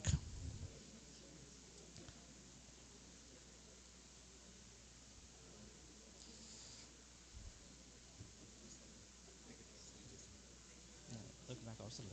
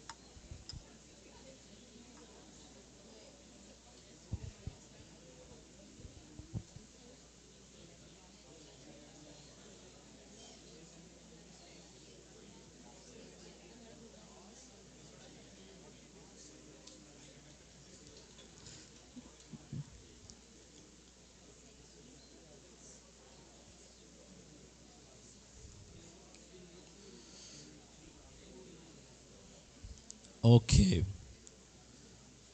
Lunch is at 12:30. Hope you are discussing about meditation.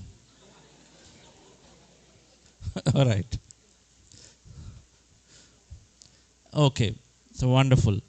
So dear friends, what is this meditation? And in fact, I found this, and I've been in this practice because I found it to be so simple.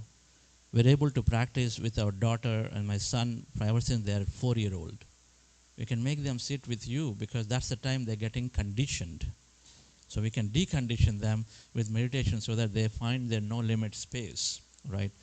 And technique is so simple that even anybody who is seriously ill and then probably lying down in a bed and they can't get up, can't sit, they can still practice it because it's that simple. One of the reasons why we are dreaming that this will go and find favor in many governments and across the world is because the simplicity is the key. You can't take it to many, many underprivileged rural areas of the world where you give them a 10-step process. It's difficult for them to practice because it's just not possible. The consciousness is not evolved. And so we recognize the simplicity, and Patriji always believed that what is simple is natural and what is natural is right. Suppose you're working on a problem and then we're taking it's becoming complex to solve the problem. That means you're already not right. We're somewhere, we've gone off the path. We step back and say, how can it be more simple? How can I find a simpler solution? Because that's really how it is. And so we apply the same principle for meditation, which is very, very simple. The process of meditation, by now, as you understand, if you scientifically derive, if mind has got so much thought, if thoughts create reality, I've got to do something about the mind. And so the process of meditation is to go within to empty the mind, the restless streams of the thoughts. We want to empty them. We want to arrest them. We want to see how we can get rid of them for some time. That has a tremendous, tremendous benefit. There are two aspects to this. One aspect is all I spoke about. The second aspect is there. But as mentioned it anyway, the first aspect is to ending the restless thoughts of the mind by trying to see how to bring the thoughts. The second aspect is where the magic of meditation begins, as a topic for another day, is to connecting with the gateway of the intelligence that is surrounding. When we withdraw ourselves from the thought, when we empty the mind of thought, we are disconnected from this physical experience, material experience, then suddenly we start connecting into the quantum field of infinite possibilities.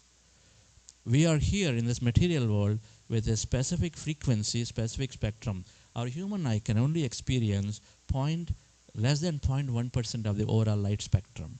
But does it mean that remaining 99% does not exist?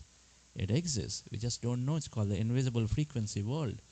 Things that happen in our dreams. Now, anyway, the science is there around it. And so then with meditation, when we are withdrawing ourselves from this material experience where we close our eyes and then empty the mind, then suddenly we start connecting into this infinite field of intelligence. Has many, many all-round benefits, except and are going to come to us. And so, for now, our objective is to empty the mind. Empty the mind. And then how do we do it? Very, very simple. It's observing our natural breath. We close our eyes and observe the breath, and that's simple. We all have breath, 15 breaths a minute, right? Some people may be less, some are more. But the breath is there with us all the time, and so we're not aware that we're breathing. So here in this meditation technique, we're simply observing that natural breath, the way you are, the way your breath is, observing that breath without tampering it. No pranayama, no special breathing exercise here. We are doing the natural breath observation. Just by doing that technique from Gautama Buddha in Pali language, in his language, called Anapanasati. Means be with your in-breath and out-breath. So that's the technique that from Gautama Buddha, Patriji popularized it. And so we're practicing this technique. We're going to do this for some time now. So the technique is simple. Observe the breath, then slowly mind becomes empty. And then we start experiencing emptiness all around and be in that space. Now, when you observe the breath, of course, thoughts come. And then thoughts keep coming. When thoughts come, do this process all over. Again, go back to observing the breath. So observe the breath. Mind is getting empty of thought. It happens. We don't do anything to thought. We observe the breath. Thoughts slowly come down. And so then as thoughts come down, we experience emptiness everywhere. Emptiness means nobody, no thing, no people, no places, nothing around. And we are there maybe a few seconds, millisecond, a half second, and a few seconds, a minute. Suddenly thoughts come. When thoughts come, again, what do? Go back to the breath, observe. And again start the process. Again we go, again thoughts come. So those of you first time or anybody, do not open your eyes. If thoughts come 1,000 times, please bring your attention back to 1,000 times. Are you ready for doing it? Are you committed and say, I'm not going to open my eyes. I'm not going to judge my meditation because my thoughts are coming. Oh, it is so difficult. Please do not judge that way. Instead, I want to again you to record. Thoughts are common. Thoughts will be their part of meditation. When I say empty the mind, we are attempting to empty. Mind may be totally empty, partially empty, a little empty. In any case, you have tremendous amount of benefit of meditation the moment thoughts start coming down. So the goal is to be observing the breath, to go into the empty states. When thoughts come, do not judge. Don't be frustrated, but instead simply remember, yes, this is my friend coming in here, but I want to rest, so I'm going to bring my attention back to the breath. That's all I want you to do, dear friends. All right?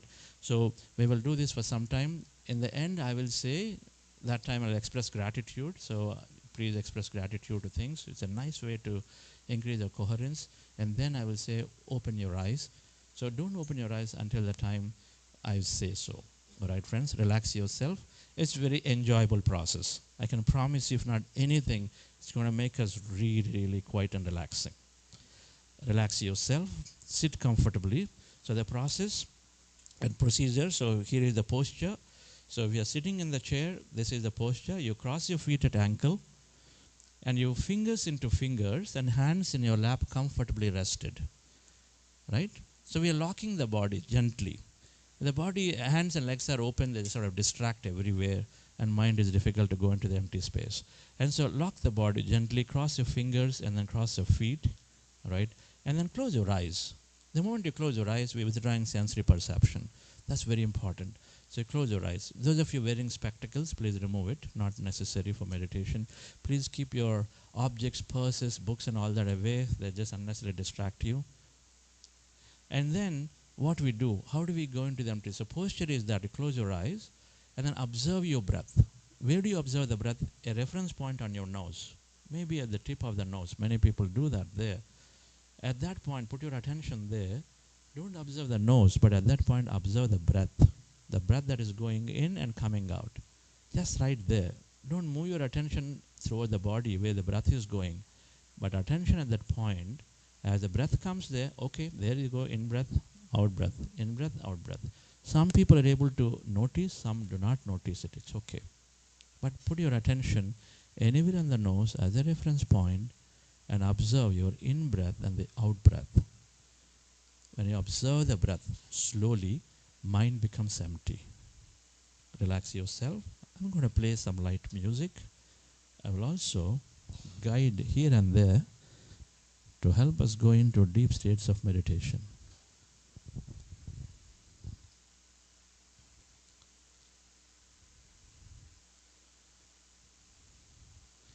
Relax yourself, dear friends. Relax your body.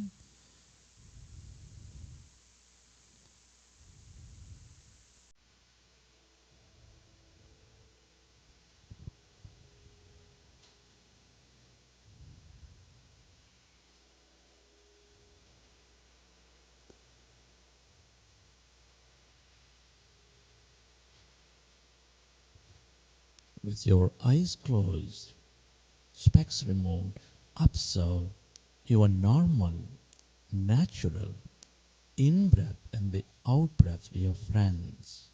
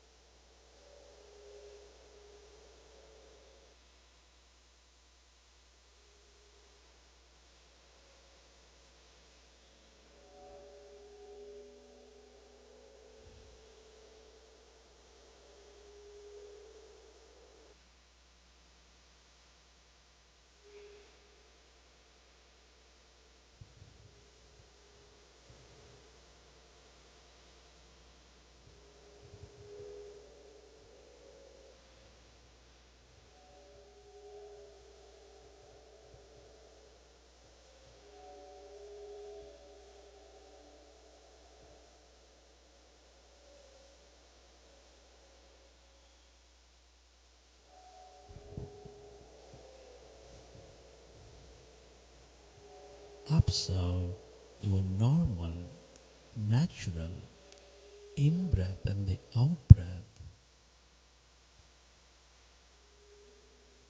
When you observe your breath, your mind slowly becomes empty.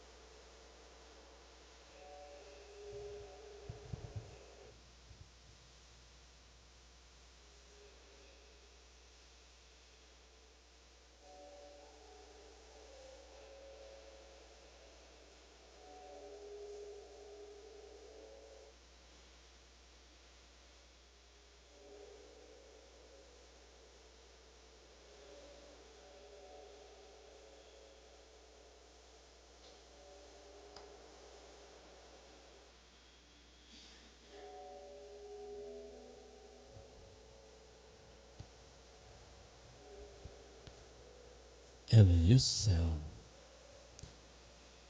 to merge into your breath and allow yourself experience the emptiness.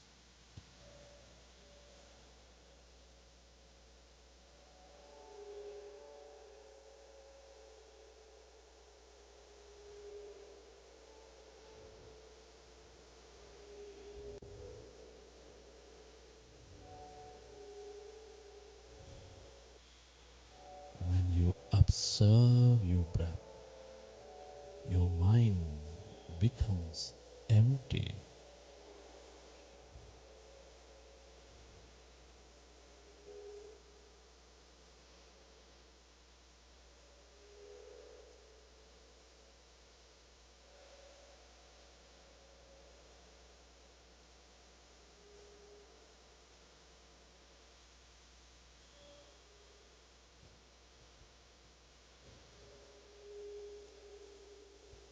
It is natural to have thought. When you recognize your thinking, go back to observing your breath.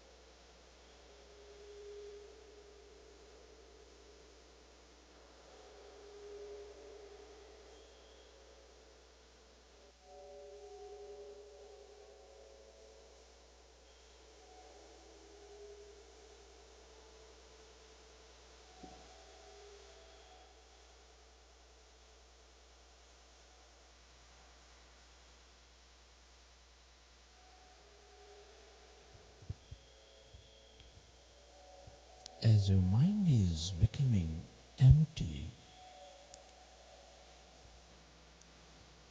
You channelize all that energy into the present moment. Your body begins to function at its natural best.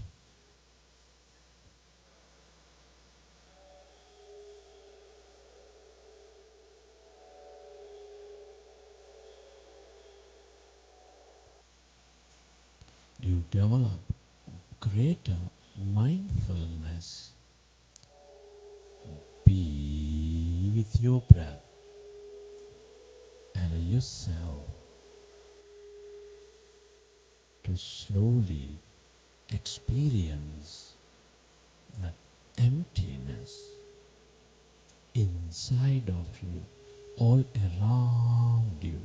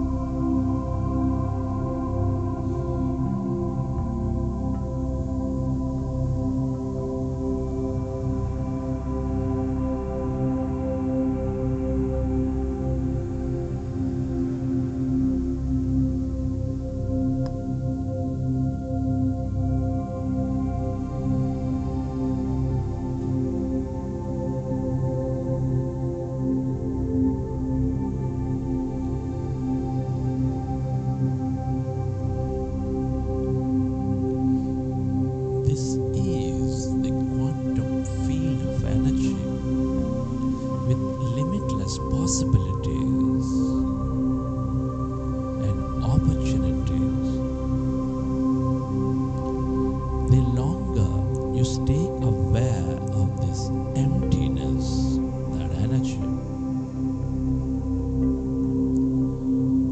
the more you become of it, the more you receive from it.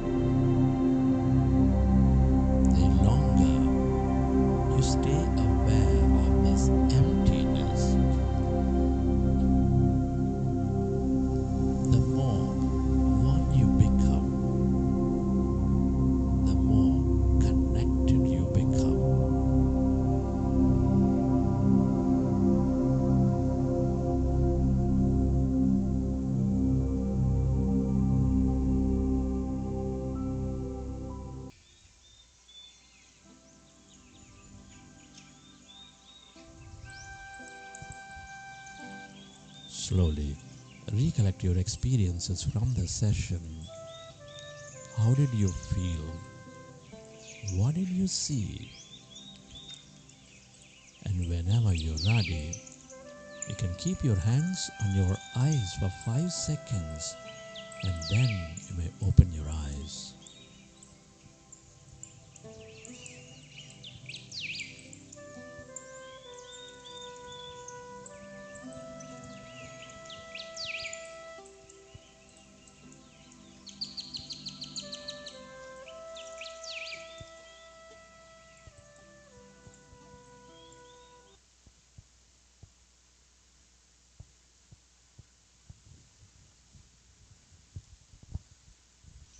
Okay, dear friends, hope you enjoyed the session.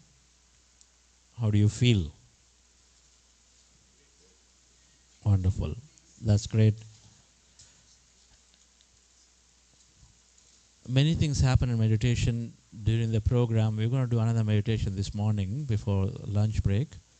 And so we'll discuss about the experience of meditation, what happens, some of that time.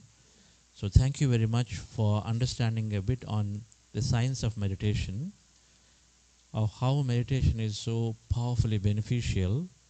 If we can change your mind, if we can change the mindset, then we change our experience of life. And meditation helps us greatly in that process.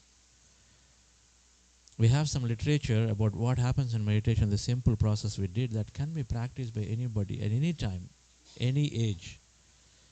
There's no time bar, and we can do it in the morning, middle of the night, day, after lunch, before lunch, it doesn't matter. Before bath, after bath, there's no restriction whatsoever. It can be in the plane, right? It can be in office, at workplace. I only take 5 minutes of this meditation. Has tremendous amount of benefit. How long we do? We do it for at least 3 weeks to try to explore, because there is something to do with the neuroscience. 3 weeks of time, if we do, then we are disconnecting from the past experience in many ways. So start seeing tremendous amount of benefit.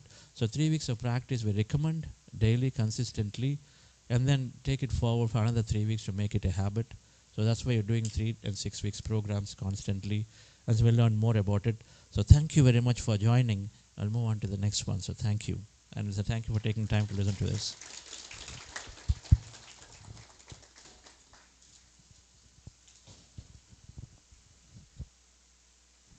Thank you, Chandra sir. What an incredible morning. Right, dear friends? Energy becomes matter through observation. His thought and intention to serve the humanity with this incredible knowledge became the reality of RCML. So thanks to Chandra sir for this event, for your thoughts, for your intentions, for everything that you're doing for all of us. I would love to call upon Dr. Jaime Sanchez, who is a naturopath provider and a yoga and a meditation coach here in St. Louis, to felicitate Chandra sir, and also would love to have Mr. Gary Buror, who's the counselor for City of Chesterfield. Thank you for being here, for your valuable time. Please, we can have you on the stage to felicitate our Grandmaster, Chandra Pulamasetti. With a big round of applause, everybody. Thank you. Please.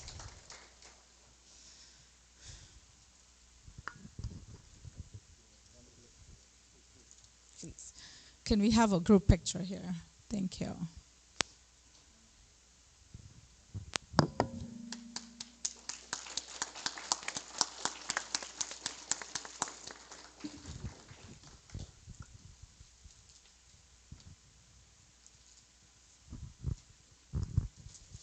Thank you.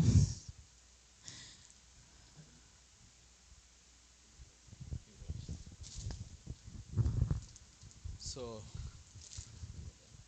I do know about the meditation since 20 plus years through my friends and my cousins, but I'm feeling guilty now. This is my first session in my life.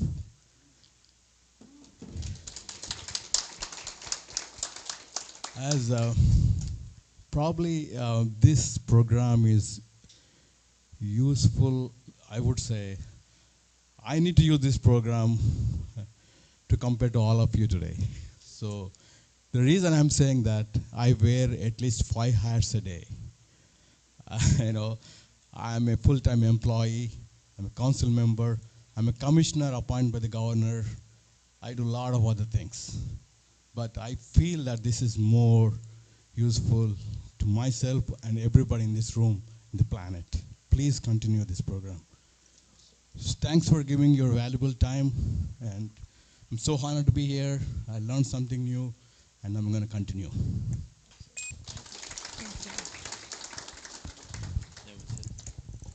I want to thank you, everybody. Thank you, Doctor, for being here.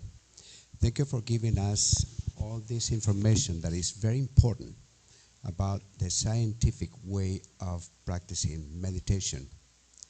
In this world, this time, we have a lot of information about everything. And so much information that not only kids are getting very confused about it, but also the grown-ups. We are too. Meditation is a solution. We have our attention outside in the entertainment. Entertainment is illusion, is Maya. The real thing is inside yourself.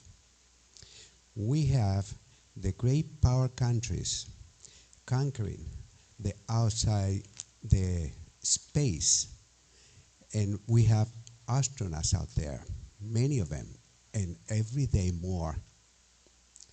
So in order to compensate, to bring that balance, we need to have internauts, people that wants to go inside yourself and discover who we really are and make a big difference in our lives.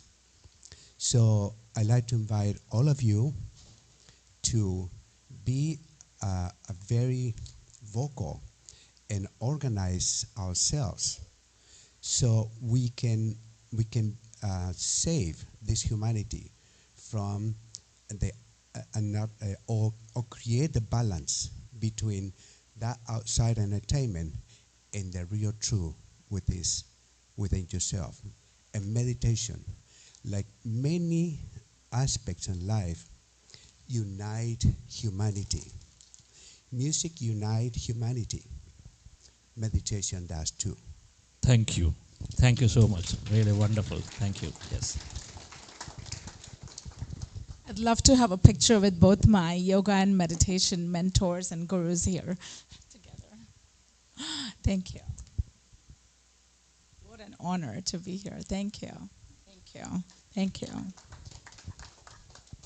Thank you.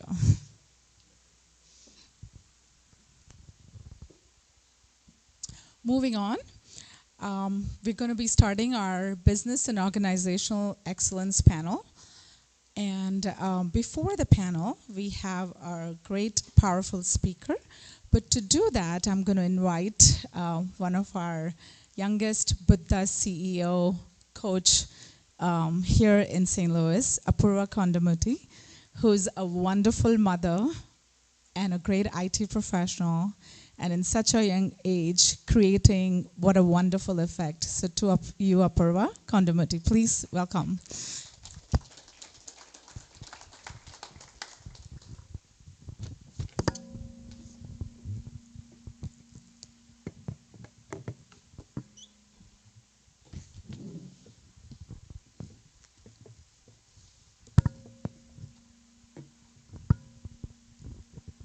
Good morning, everyone.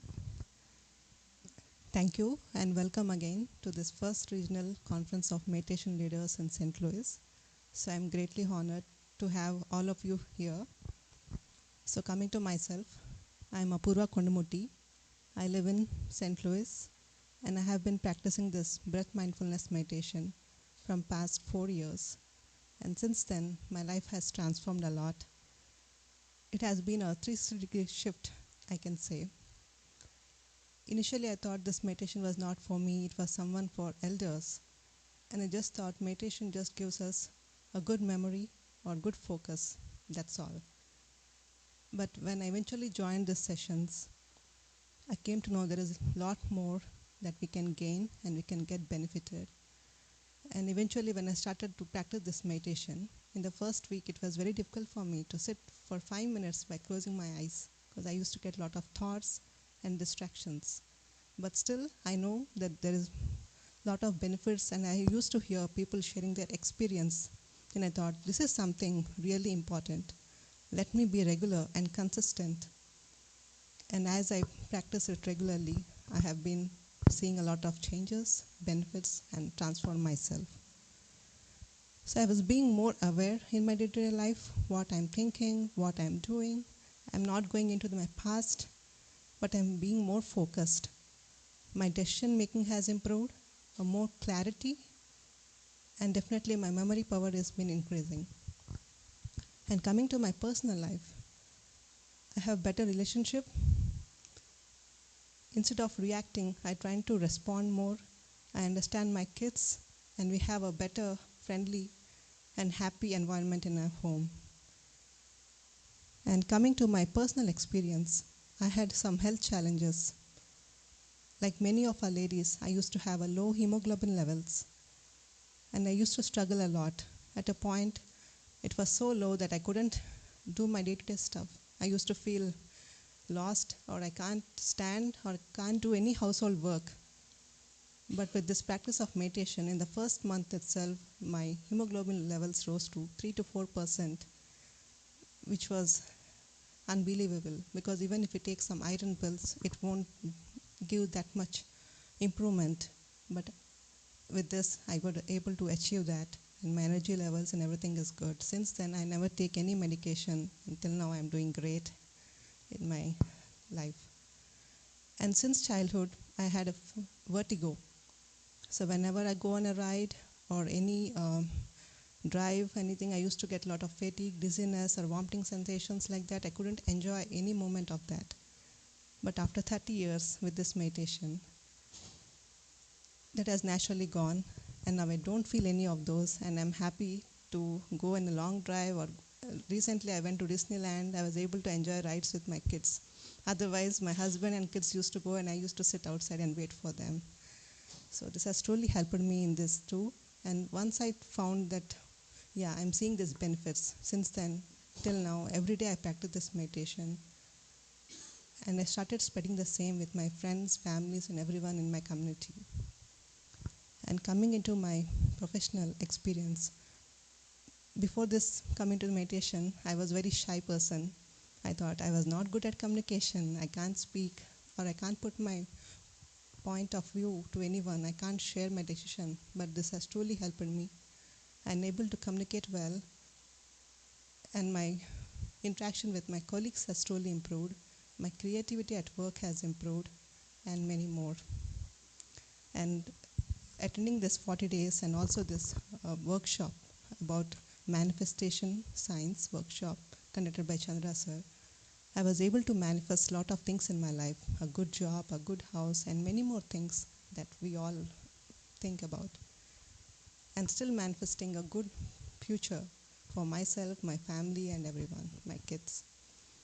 So friends, there are a lot more to learn, and please do practice this meditation. I have seen a lot of benefits, and I hope you all will truly see this.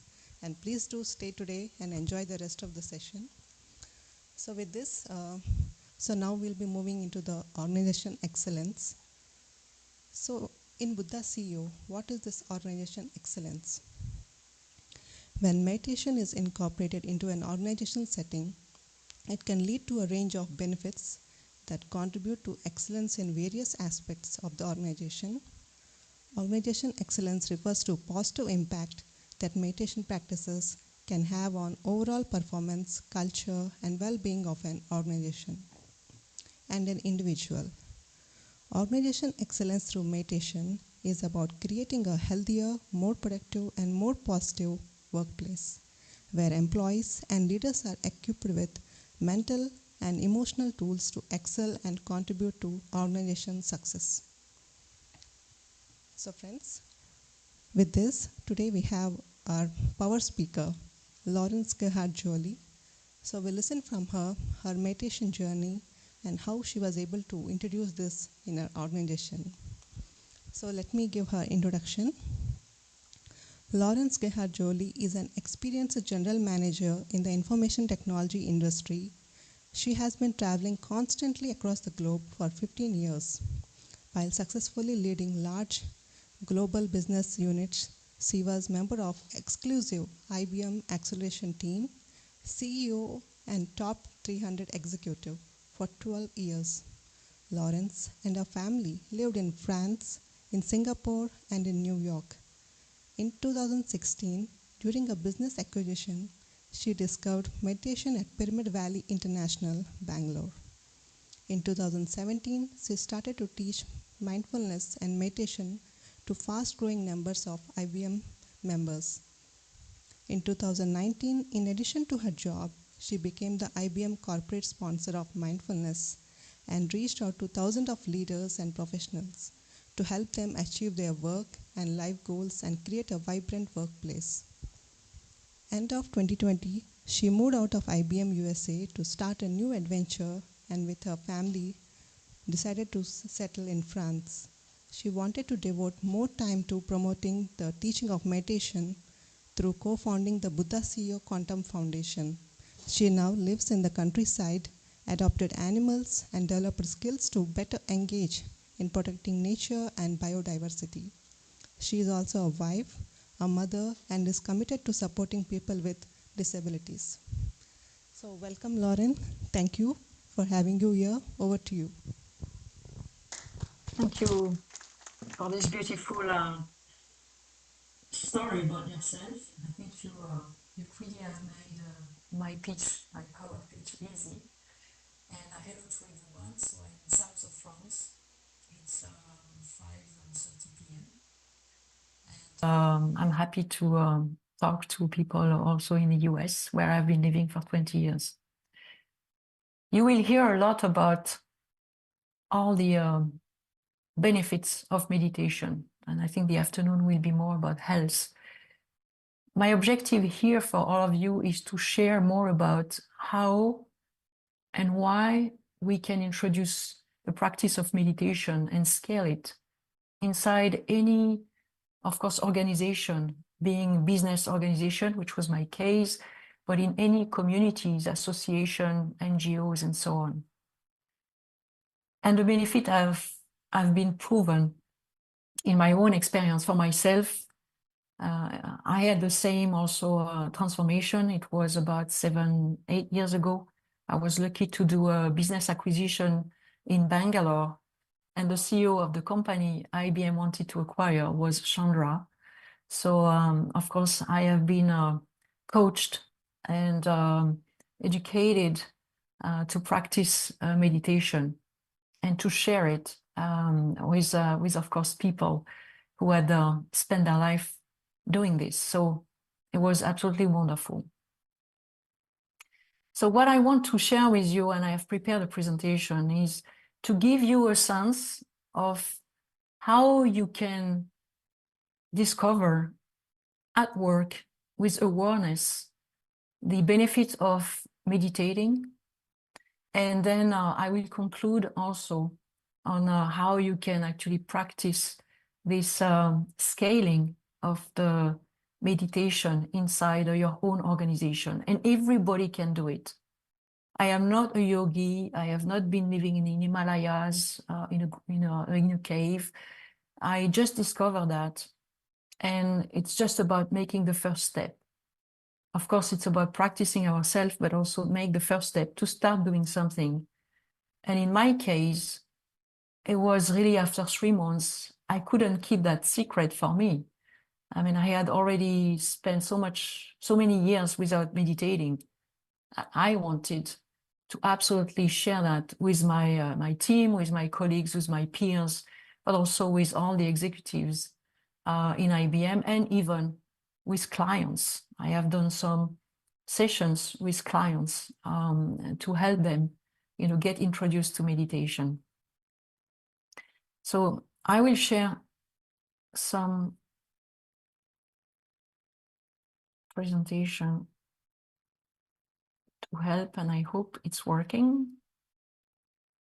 Okay. Can you see it? Is that okay? I guess it's a yes. Okay, so you heard from Chandra, and it's all about being able to access to this awareness as a way of life.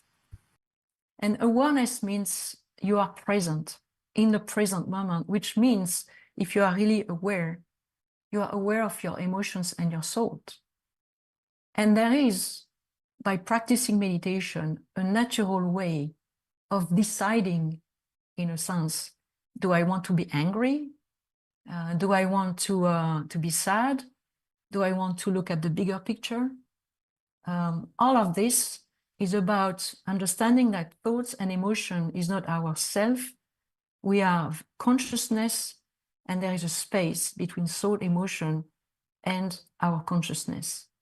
And when we have understood that by practicing meditation, we have internalized that in our daily life, it's changing everything. It's really changing everything, how we live, how we react. And we heard that just before by this story of how meditation has been helping. So that's a beautiful quote from someone who has been in a Jew camps during World War II. But that's really understanding the science is there, of course. There is a way to be able to extract, I would say, ourselves from our thoughts and emotion. And when I was introducing meditation, in the organization, and especially in a business organization where we have many engineers, that's what I was telling them, okay? I was telling them that if they practice meditation, they are going to be able to have this famous mindfulness, which is the ability to be present with no judgment, with no emotion, just the capability of being present at, any moment. Of course, sometimes we lose it. Of course, sometimes we get angry, but by practicing, we immediately can disconnect. For example, for being angry and be hours of being angry, and destroyed an entire climate inside a meeting or even inside the family. So all these, benefits that you can see, which are going to come with meditating and then being able to be mindful by being present, are going to deliver, this transformation in the organization, inside a team, inside a culture.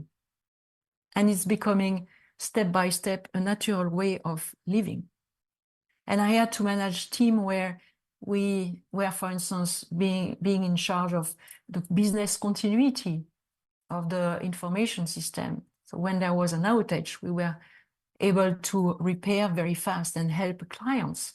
But sometimes it could happen in some place in a planet and a different time zone where the experts were maybe already sleeping, okay? So we had to create this feeling of this culture where you can ask for help, you can focus even at 2 a.m. in the morning, you don't lose your mind because there is an outage at 3 a.m. in the morning, for instance. You accept it's happening and then you take action. It's really changing dramatically, the atmosphere, the climate, the collaborative attitude inside a team. So I will develop 3 items that were the most obvious. Emotional intelligence, very famous and very key when you have, by the way, a job interview, where most of the senior leaders now value a lot emotional intelligence as the ability to adapt inside a team very fast, being able to manage our emotions, to regulate them so we have the best impact and effectiveness, but also the ability by being aware and present to the persons who are talking to you without thinking about the next meeting or about, there is no milk anymore in the fridge or whatever, or looking without even knowing at your phone when somebody is talking to you. All of this is also changing the way we can conduct business and make people feel really valued in an organization. So that's very key, competency, a skill that we acquire and that you develop and grow thanks to meditation, to mindfulness, and being aware. And as Chandra explained, it creates new path, in your brain that will strengthen and strengthen and strengthen, and then become a way of life. And for a manager, it's very key also, because they can know what type of management style to adopt depending on the situation. You can be democratic for a big decision to make. You can be authoritative because there is a problem and it has to be fixed very fast. So emotional intelligence is very key. The second one that I saw in the organization was the understanding, I had never heard about that before, consciously, that we have a belief system that consider that either we are a fixed mindset, either we can develop a growth mindset. And that's the belief system toward learning, intelligence, and talents. And it's very key to become conscious of this, because when you are in a fixed mindset, it means that you believe everything you can do, your intelligence, is from birth. Okay, it's genetic. We cannot change anything. The world is determined already. There is nothing we can change. So by being in a fixed mindset, we avoid challenges. We avoid, learning new skills, going out of comfort zone in an organization, taking new challenges, going international or whatever. We ignore the feedback from anyone. We feel threatened by the success of others. So that's pretty much the fixed mindset. We all have a bit of fixed mindset and growth mindset. But the idea is when you start to understand this and to practice meditation, you go more to the growth mindset. And neuroscience has proven that we have, our brain plasticity that is unlimited. And we create new neural circuits in our brain. So in a growth mindset, and we have seen that with kids, how we can be powerful. We can develop our intelligence, we can develop our personality.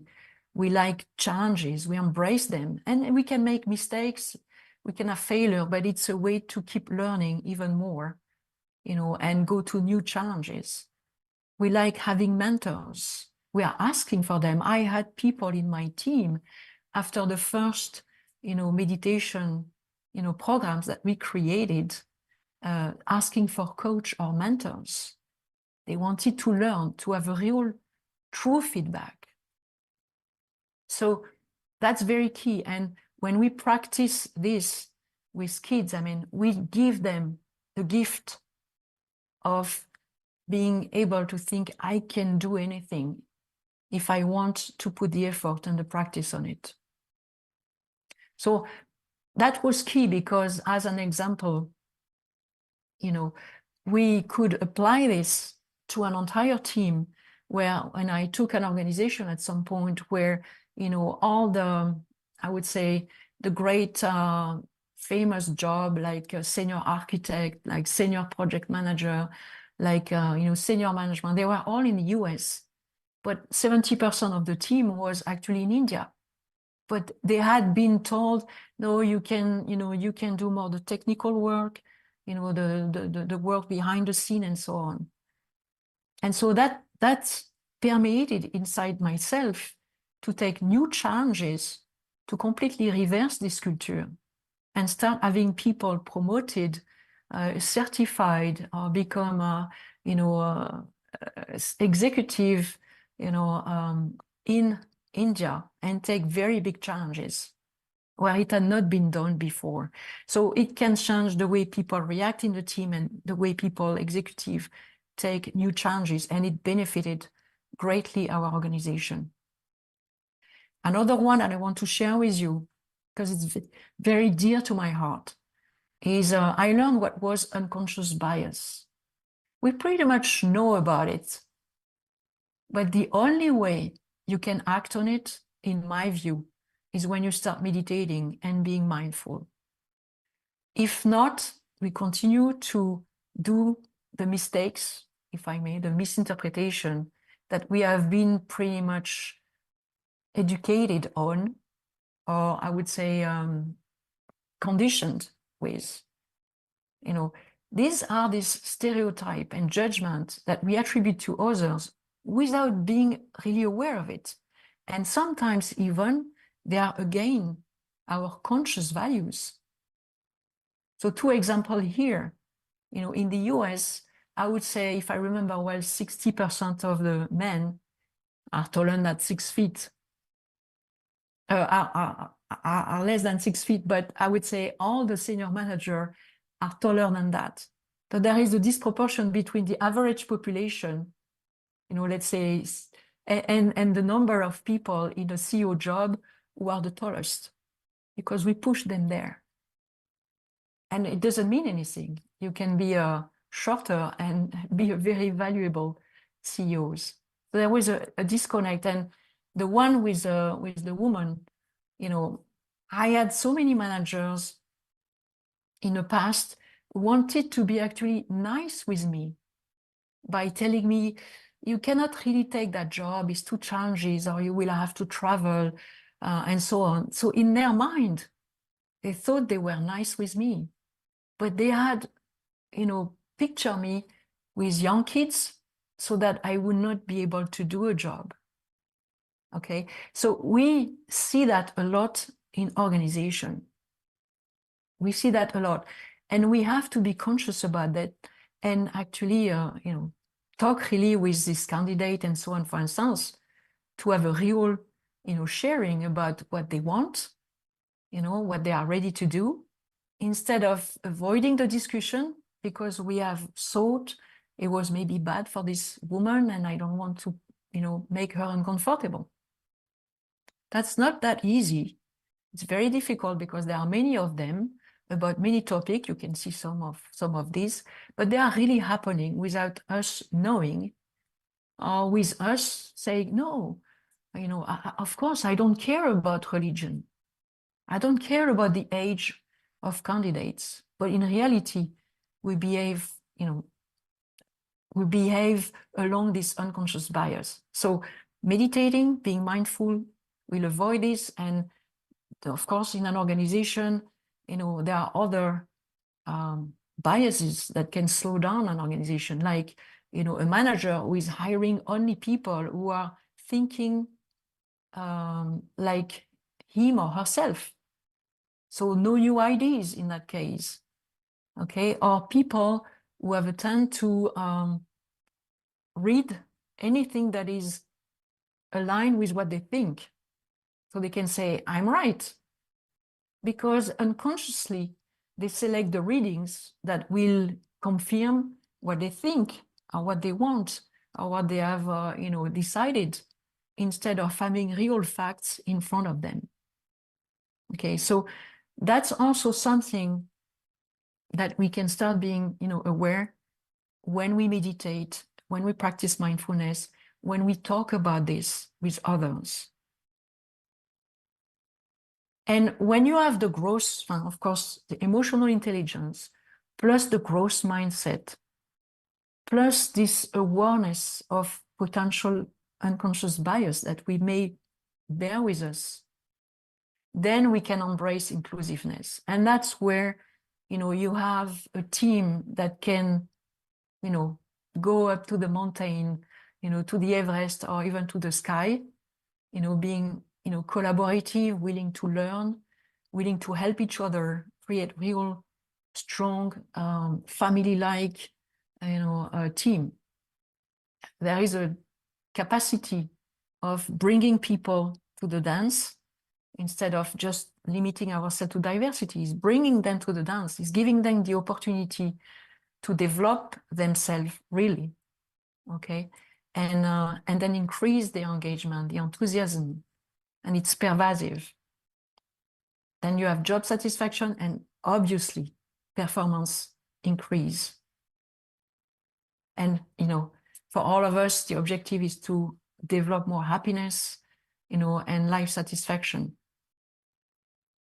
So that's, the kind of things that can happen, and it can happen quite fast when we start to practice meditation and mindfulness as ourselves, as a leader, but when we start teaching it inside teams and to our peers, things start to happen differently. So to conclude this, because I'm aware of the time, can talk about this for hours. For anyone in this room, whatever the job you are doing, whatever the association you are belonging to, or community, and so on, that's something you can do. Of course, know your goals, define your goals, your priorities, and be prepared, documented, because you're going to have to talk to people.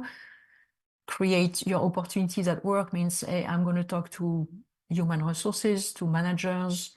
I will find allies, because I discovered in IBM people, and very senior people, who were actually practicing, but they had never talked about it. It was like a secret. But step by step, by talking about it, you find allies and you bring them together to create new programs. It can be just for your colleagues, for the location you are working in. It can be broader than that. You can propose to management. Usually they will say yes when you are documented and rooted into science. You can also leverage enterprise program. Many enterprises have, leadership development program, communication programs. You can insert some mindfulness and meditation by showing the value and connecting the dots between this program and this one. You want to be better with clients and listen better to them? Well, mindfulness is helping, but to be mindful, it's good to meditate. You have to experience it to be mindful. So meditation is the only way to experience it and make it live, not intellectually, but inside your heart, inside your guts, inside your brain, inside your body, inside your soul. Make it simple.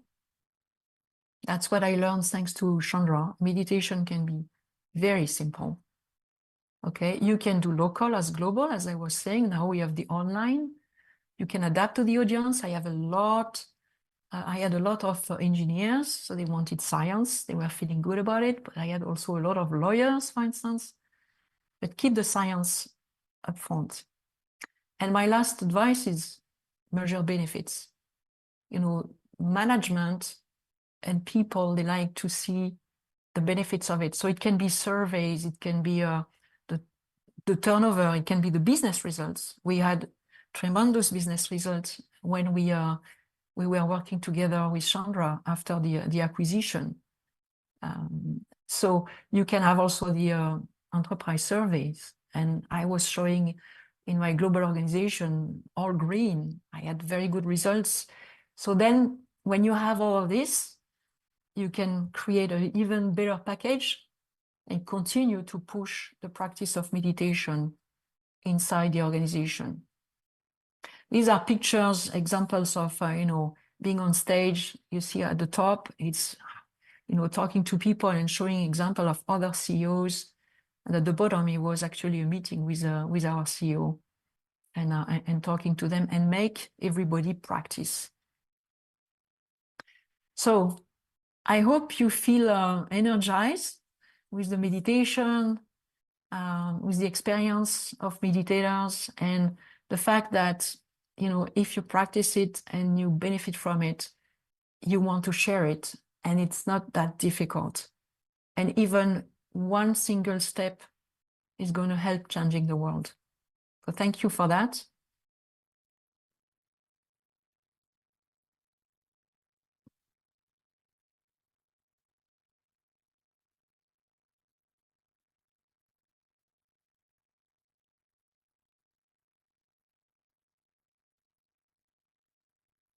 Thank you.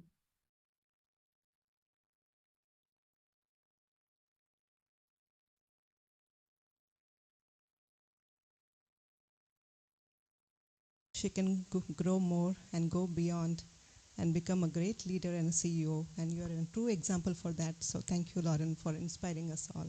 And we are very grateful Thank you. to have And you I wish here. you a wonderful, wonderful end of the day and conference.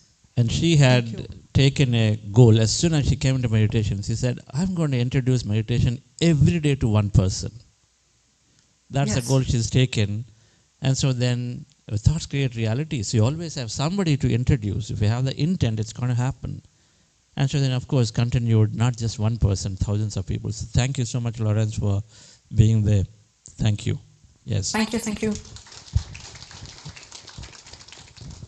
We can't felicitate you remotely, but I guess we can give her a great applause once again. So thank you for doing this. Thank you. Thank you, friends. So hope you all enjoying the session so far. So we'll take a quick 15 minutes break. So please help yourself. So we have some refreshments and you can, and we'll be back after 15 minutes.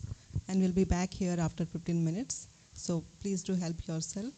There are some snacks and refreshments. So please go ahead and in the left side. And we also have some restrooms. So if anyone wants to use, please feel forward. And you can always ask our volunteers if you have any questions. Thank you.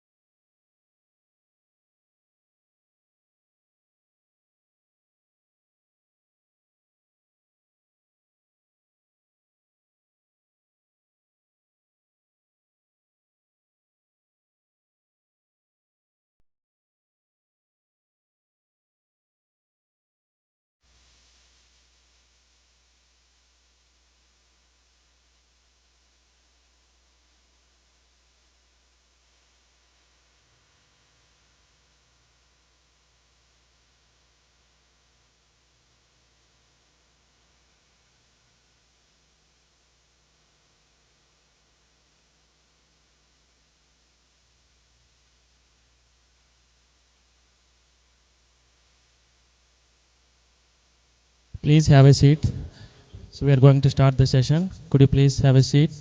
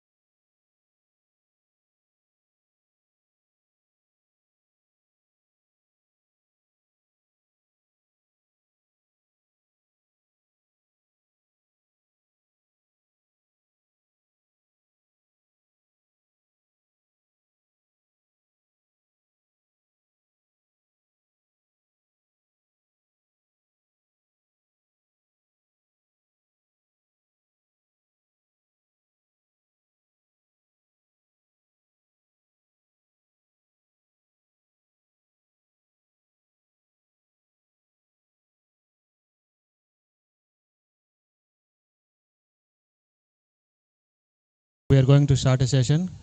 Can you please come inside and close the door? Please have a seat.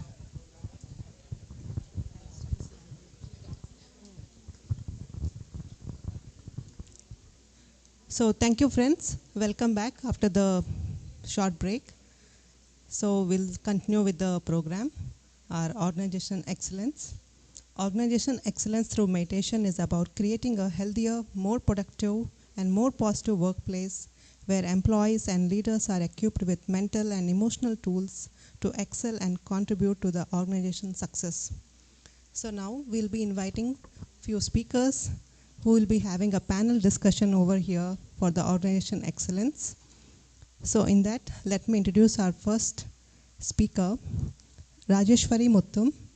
Rajeshwari Muttum, a resident of Austin, Texas, who holds the position of Software Director at ClearCorrect. Outside of her professional pursuits, Rajeshwari has been exploring the practice of meditation since 2019, engaging actively in various 40-day programs and manifestation sessions guided by Buddha CEO. She has deepened her understanding of mindfulness and self-discovery. Her dedication to meditation extends beyond personal enrichment, serving as a cornerstone of Rajeshwari's holistic well-being journey. Through consistent practice and exploration, she has cultivated greater clarity, resilience, and inner peace. Eager to share the transformative benefits of meditation with others, Rajeshwari is committed to fostering a supportive community for those embarking on their own paths towards fulfillment and inner harmony. Welcome, Raji ma'am. And then we have Brent Chandler. Brent Chandler is a founder and CEO of Form3, a widely recognized innovator in mortgage and financial service technologies. He has spent 25 years on leading the edge of trading, personal finance, wealth management, and consumer finance. Chandler launched From Free in 2007 after his own frustrating home buying experience fueled an obsession with making loans simplifier and safer for everyone. Prior to that, he helped to create the world's first online trading at CheckFree and helped user in aggregation revolution at Cash Edge. He is also hold a senior level position on Wall Street at Merrill Lynch and Fidelity. Chandler received his BS in mathematics, computer science from Southern Illinois University and served honorable in Marine Corps. He sits on the board of directors for the American Red Cross of Northeast Georgia. Chandler lives in Athens, Georgia with his wife, Amy, and 2 sons. So welcome, Brent. Thank you. Please have your seat. And our next speaker is Ravi Devasetti. Ravi Devasetti, the Chief Investment Officer at Nidhi Capital, brings a wealth of experience to his role. Graduating with an MBA from Washington University of St. Louis in 2001, he has amassed over 15 years of diverse experience in financial services, consulting, and technology across Fortune 100 firms. His passion for investing led him to establish Nidhi Capital, where he shares his investment insights and asset management expertise, influenced by luminaries like Warren Buffett, Charlie Munger, and Benjamin Graham and Templeton. Beyond his professional pursuits, Ravi is deeply committed to spirituality, practicing meditation for over 15 years and drawing inspiration from figures like Patriji, Nisargadatta Maharaj, Satya Sai Baba, Venkaya Swami, and Raman Kota Tatagaru, and Ramana Maharishi. Thank you, sir. Thank you.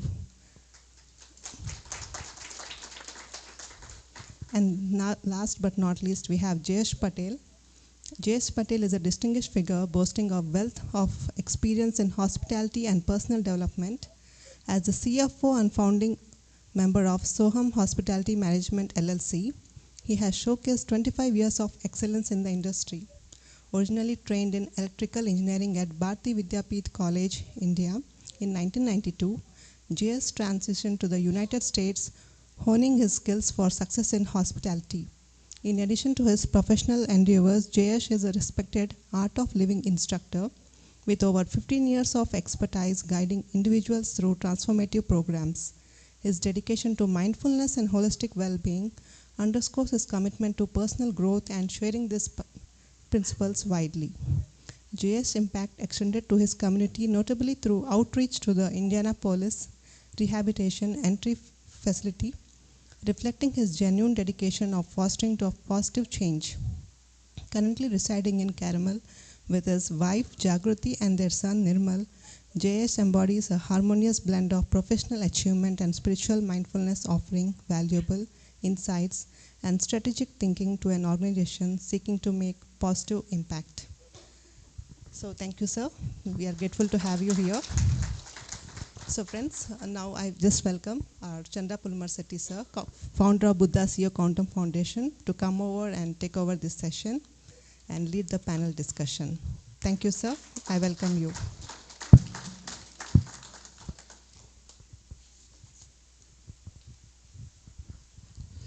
I request Master Ami Levin to introduce herself. Hi, everyone. My name's Amy. I live in Minneapolis, so it's a pleasure to be with you all. And I currently co-founded and run an organization called Authentic CEO, also a co-founder of a venture capital firm, a fund. And we bring, I guess you could say, consciousness to corporations.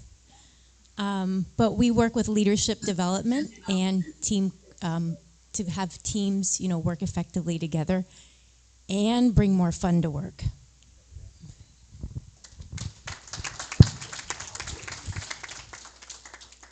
Thank you all. Thank you, Radhika Madam, for joining from there. And friends, we've heard benefits from Lawrence Guhart Jolly about how meditation is helping business leaders grow and how it's helping them to make conscious decisions, how it's helping become unbiased. In our view, that while meditation is giving, of course, the well-being and then health, it is given, it's byproduct, it is there. But meditation fundamentally is helping an individual transform, and so that naturally growth is the nature of human nature. We are a bundle of emotions, so we are a bundle of experiences. We want to constantly experience something and then go to the next and go to the next.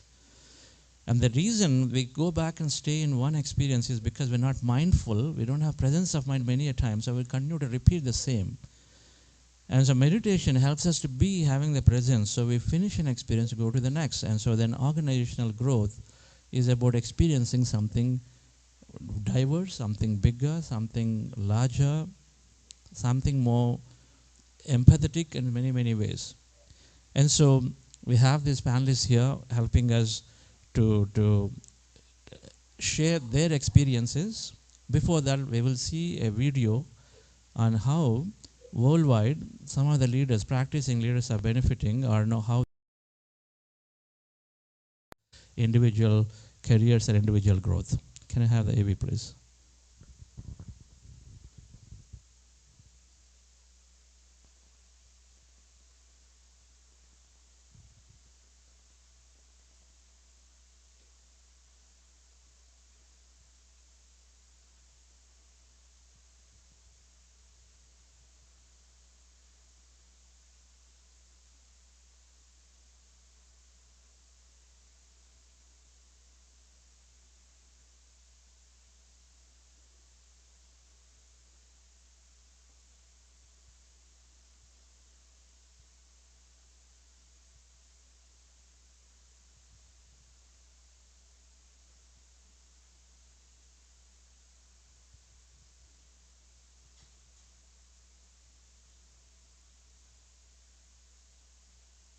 Organizations are essentially people who are working together for a particular purpose.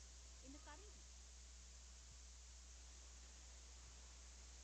world, the purpose actually people who are working together for a particular purpose. In the current world, the purpose of organizations is to become profitable, innovative, and sustainable. Stress, burnout situations, toxic workplace culture, fixed mindsets, and disengaged teams are the most common workplace challenges. While the common practice of such conflict resolution is communication and training, a new age approach for effective results is through meditation. Through meditation, one can rewire the brain to a deeper sense of understanding, fostering resilience, clarity in purpose and intent. It optimizes cognitive functions, leading to enhanced well-being, joy, and success. Fortune 500 companies adopting meditation programs reported a 25% boost in employee productivity. A study published by Sarah W. Laser suggests that long-term meditation increases the gray matter of the brain, linked to emotional regulation and self-awareness. According to regular studies carried out by Buddha CEO, in just 3 weeks of daily practice, 85% of the practitioners are becoming growth-minded and intuitive. As a corporate leader in a high-pressure environment, Lawrence, a former senior general manager at IBM, observed how meditation helped her to respond to challenges mindfully. It also enabled her to develop significant awareness for better engagement with the customers, peers, and team. You might be a very senior leader. After more than 30 years in the business, something goes wrong at work. Somebody is not happy, or there is a problem with a client, and you have two choices. Either you react, which was what I was doing before meditating, or thanks to the meditation, you recognize this emotion coming up to you, and instead of reacting, you respond. In Hyderabad, Telugu Foods Company grew significantly, led by its CEO, Ramesh Muva, after he took to meditation. His evolution from a traditional CEO to a Buddha CEO unfolds through daily meditation. Decisions also, which I used to take a few hours and a few days, now it's happening in a few minutes. And they are very appropriate decisions are flowing out of me. In the entrepreneurial landscape of Bengaluru, India, Lata Srinivasan, founder of a struggling MSME business that was on the verge of closure, turned to meditation and discovered the fortitude to persevere. With daily practice, Lata unlocked new strategies that breathed life into her startup and put it on a growth path again. A lot of things started to fall in place. Things that if I had a question, for somehow or the other, I would get an answer when I was meditating. As a technology leader responsible for mission-critical systems, Suresh Raur, an executive VP, highlights the profound impact of meditation in maintaining calmness amid chaos and bringing significant clarity during challenging situations.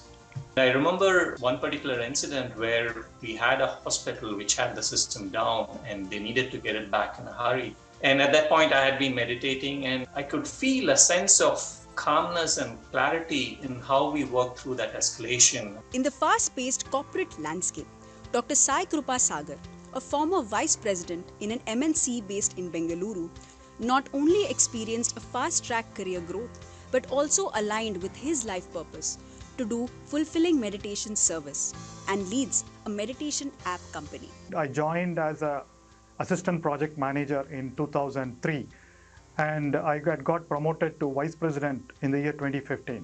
So that was around 12 to 13 levels of promotions within a span of 15 years. All those rewards, all those fast-track growth was due to this practice of meditation. In the quiet realms of Anakapalli, Andhra Pradesh, India, Anil Devta, a dealer of a popular genset company, found the key to his success and fulfillment. For the past 3 years, he has been practicing meditation and introduced it to his staff. Today, Anil is proud of the business growth and the contagious joy among his employees and attributes it all to meditation.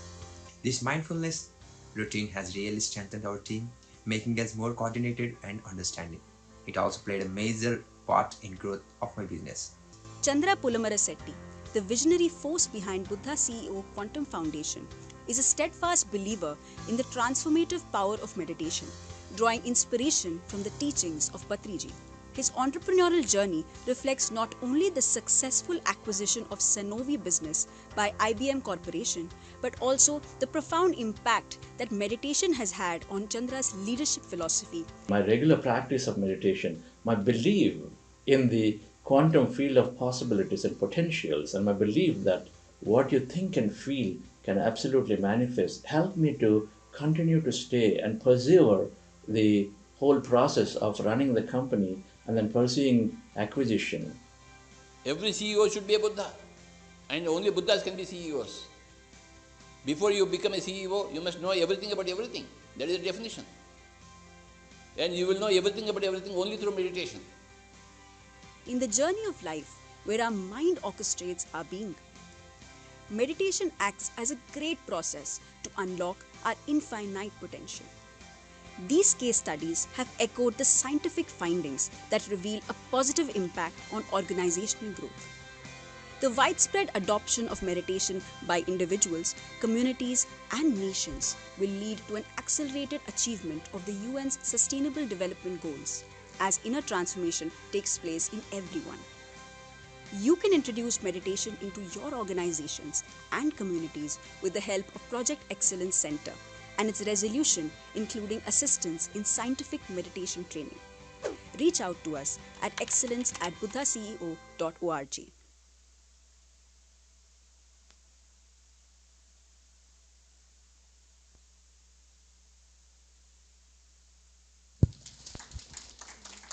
Wonderful. So let me start with Brent here. You have watched, and I know you've been practitioner of meditation for some time now, and you are running a fintech company.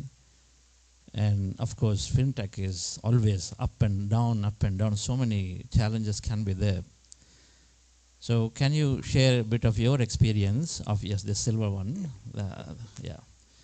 your experience with meditation and how you are applying into your daily life? Yeah. First of all, I would like to say that the experience I just had while we were having this, this time before the video coming up, everybody was so calm, and in my world, I would have been losing it. So I see, you know, the practice of meditation that I learned originally, or initially, I should say, was very different, yet had so many crossovers that I'm seeing now. And the journey that I have been on with respect to changing belief system. You see, I was brought into the world as nobody, and literally nobody. My name was baby boy in foster care, and that detachment had a profound impact on my life. So the idea that the belief systems that I was incorporating for 40 years led me to the darkest places anybody could go, hell on earth. And it was through that experience that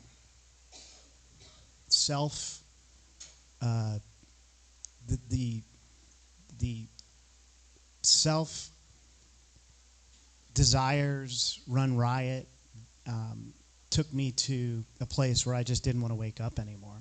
And that place had a paradox where Brent, this person that I had created through belief systems that I had come to know, through all the associations that I was affiliated with, died.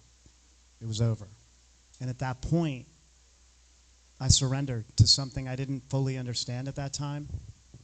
And through that practice, I was introduced to the paradox of this new practice of prayer, meditation, to have a conscious contact with something bigger than me, because I wasn't it. And so I don't know if I answered the question. Yes. So I think what I take from you is that there are points of flow in all our lives. The points of flow could be personally, from an organization perspective. And you clearly are telling us that there is that low point in your life, then meditation turned it all around. Totally. And subsequently then you are running a reasonably large enough fintech organization. And then how do you apply that into your organization? Sure. So I think it's really important to also know that surrender moment where I just let go, I just became nothing. And that's why Ram Dass talks about be nobody. I'm not a label. I don't want to be. I want to be a spiritual being having a human experience. And applying that over 15 years and these different practices that I participated in on a daily basis, really at that point of surrender is when the idea came in. Honestly, I was given this profound idea that everybody borrows money, everybody has an ability to pay. And I could quantify it empirically, mathematically, and verify it, certify it, and report on it for everyone in the world. And the difference was I was going to build a company based on love. It wasn't going to use the same fundamentals as every other company I'd been in, high tech, fintech, finance, wealth management, all that. And so along that way, though, I'm still a baby. I'm still an infant in starting a company and running a company that had a really big idea. And so in that process, I dealt with a lot of old behaviors, a lot of old patterns, anger, frustration. Things weren't getting done fast enough. Over 15 years, I can still say, I still suffer from some of that.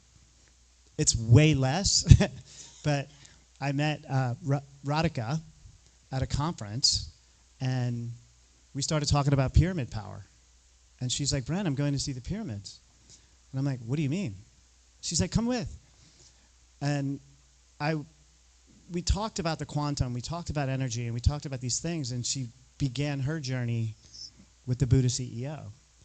And that's when I put my toe in the water and literally within the past few days have experienced this calm, this meditative state that I did with a colleague at Form Free, and believe that we could indoctrinate it not only through our company to bring less anxiety, less health issues, less stress, so I could be emotionally intelligent, maybe, and do that. And so I'm a believer, and I know it can help. And I touch millions and millions and millions of people in this country, and I'm working with potentially millions of people in the world. To bring that would be an honor. Awesome. Thank you. Thank you for observing that. Let me turn to Radhika, madam. Was that? Raji, not Radhika.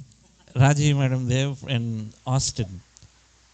Raji, madam, I know you are a successful executive in a company, and you are, I know in the past you attributed to meditation and some of your success. Tell me, yesterday you were there whole day in the airport. Tell me how meditation helped you first. Thank you, Chandra sir. Sorry. Thank you, everyone. And first, my apologies for not being there in person. So I should have been there. But due to logistics, whole day I flied, and from Austin to Dallas, I flew in the morning. Almost all flights got cancelled due to incremental weather in Dallas. Almost 12 hours, I think, almost in Dallas airport, finally returned back to Austin. Sorry, apologies for that. So, and I would like to congratulate and thank you for Chandra sir and Vani ma'am coming to US and, helping all of us to learn and, spread this meditation and to help many more people like me and others there. And first, I want to congratulate everybody in the Buddha CEO team and volunteers conducting the first regional conference in St. Louis. This is an amazing thing, and it's going to continue. And we would like to have these regional conferences happening in all over the cities. And thank you. And when it comes to meditation journey, so my meditation journey briefly. So I came to meditation in 2019 to heal my health. So my objective was to heal my health. All of a sudden, I have developed a severe acid reflux followed by severe anxiety and depression. So it was like extreme condition I experienced all of a sudden, and it was I couldn't function my day-to-day activities. So I was looking for options, and I was going to the medical, taking medical help, but it was not helping me. And I fortunate to meet Dr. G.K. sir in Austin, and I did in-person meditation with sir for 30 minutes, and I listened to the sir's experience. I think everybody by now know Dr. G.K. sir is the elder brother of Chandra sir, medical doctor by profession, and he was spreading meditation, and he came to Austin, and I was so impressed by his scientific explanation. And then I started many pyramid meditation masters, and Buddha CEO team helped me so much. So I started doing many 40 days meditations with the Buddha CEOs.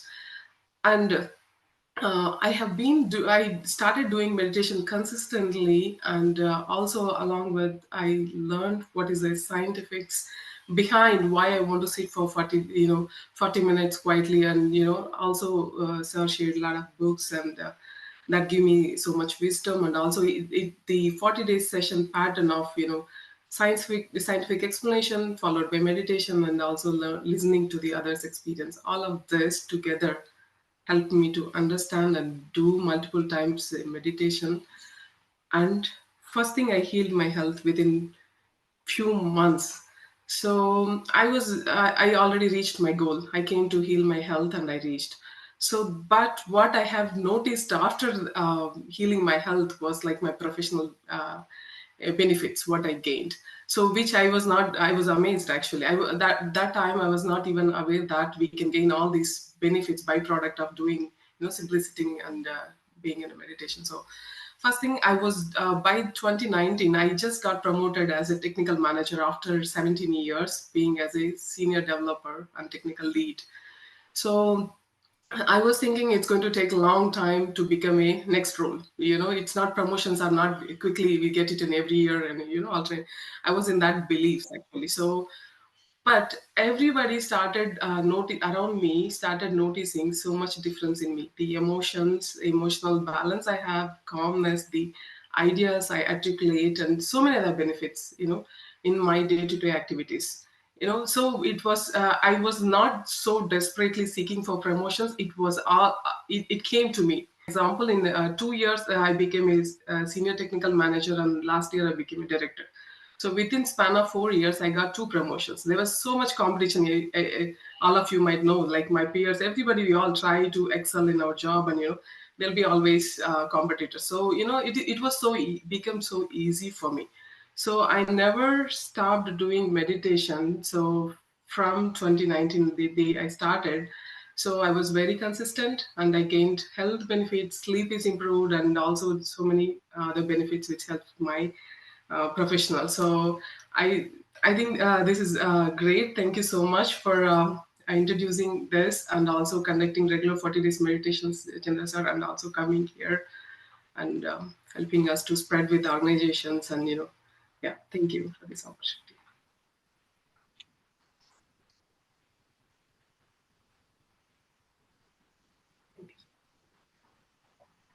Manager, we always, I'm sure she's got a lot more to share. As a manager, we are always, that bias that Lawrence talked about. If you are doing an evaluation, of performance evaluation, then we carry the judgment and say, okay, this is average, this is excellent person. And so then for the next few months, that bias is there to go and then give the work only to those who are excellent or who are very good. And then good and average, we may not even look at them. By default, we go.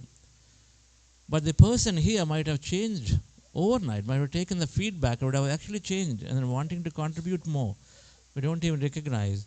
But then now you as a manager, you know that you're not biased. You conclude that day for an evaluation, but the next moment you are there with that person as a new person. Meditation helps us to be non-judgmental.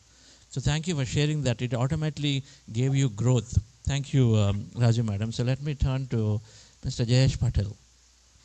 You've been, what I was told, is a successful entrepreneur, business owner here. Many hotel businesses here in this area. So thanks for taking time to be here.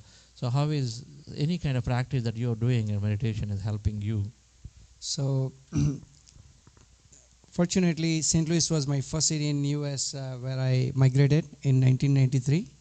So I came back to this city. I mean, quite often I come, but this time I'm coming here for a different purpose. So I'm happy to share my experience also. So thank you for giving me the opportunity.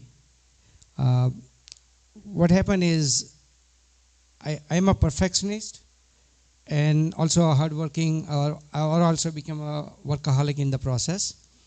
But being a perfectionist, it used to make me very angry when I see the things the way I expect not happening. So I said, I train you 3 times, 4 times. How come you guys keep making mistakes? And that anger doesn't go well with the other side. And that creates more work for me and more stress for me. So, and at times that anger, you throw to your loved ones in the family. So which is my wife, my parents, and then the people who are around me, my partners in the business. And the atmosphere was not very conducive to work in the team. So in 2004, I went to India, and my dad and my wife kind of made a plan that, well, how can we, I mean, I'm overall good, but how can we make his anger a little less? Project, anger. Yeah. So they made a plan and they said, my dad did this Art of Living workshop 3-4 years earlier than me. So he knew that some benefits and this and that and all that, that teaches breathing exercise and meditation. So with my wife, they made a plan. And normally, most of in the family, they listen to their wives more. At least that was the case for me. So she convinced me, even though you are there for 3-4 weeks, and here there is another 7-day workshop, who wants to spend that time? But for the sake of, wife said it, so just do it. So my father and they pushed me into it. I did it. I enjoyed it. And then with a continuous practice, I saw a little change in me. Before I saw change, people around me, my friends, partners, started a little praising to me. I said, I was always I said that they need something from me. That's why they are praising me. I was skeptical, initially. Because something like breathing exercise, on a physical level, I enjoyed it. But, on the other level, I was not ready to accept it, that is helping me. But I started listening those positive things from people around me. So I started believing whatever I'm doing is working. Whatever I'm doing is working. So then I went for the volunteer training program, and then I became a volunteer for this organization called Art of Living. The founder is Sri Ravi Shankar, and it has bring a big transformation within me. And as everybody shared their experience earlier, during that my first course, I had just 2 businesses to run, and I said I had no time. Now I have more than 8-10 businesses, and I still have time to do the volunteer work. So that's the power of meditation. Thank you. Wonderful. I think that's an important aspect. Perfectionist. It must be relating to many people here. To myself, and I'm seeing right here one person there who I've already shared. Perfectionism. Meditation is helping us to allow imperfections to happen. Because we've been there before. We've been there doing those mistakes, and we recognize it, so we become so empathetic and allow imperfection to happen. That means what? Then of course then the innovation grows. Organizations, people become innovative.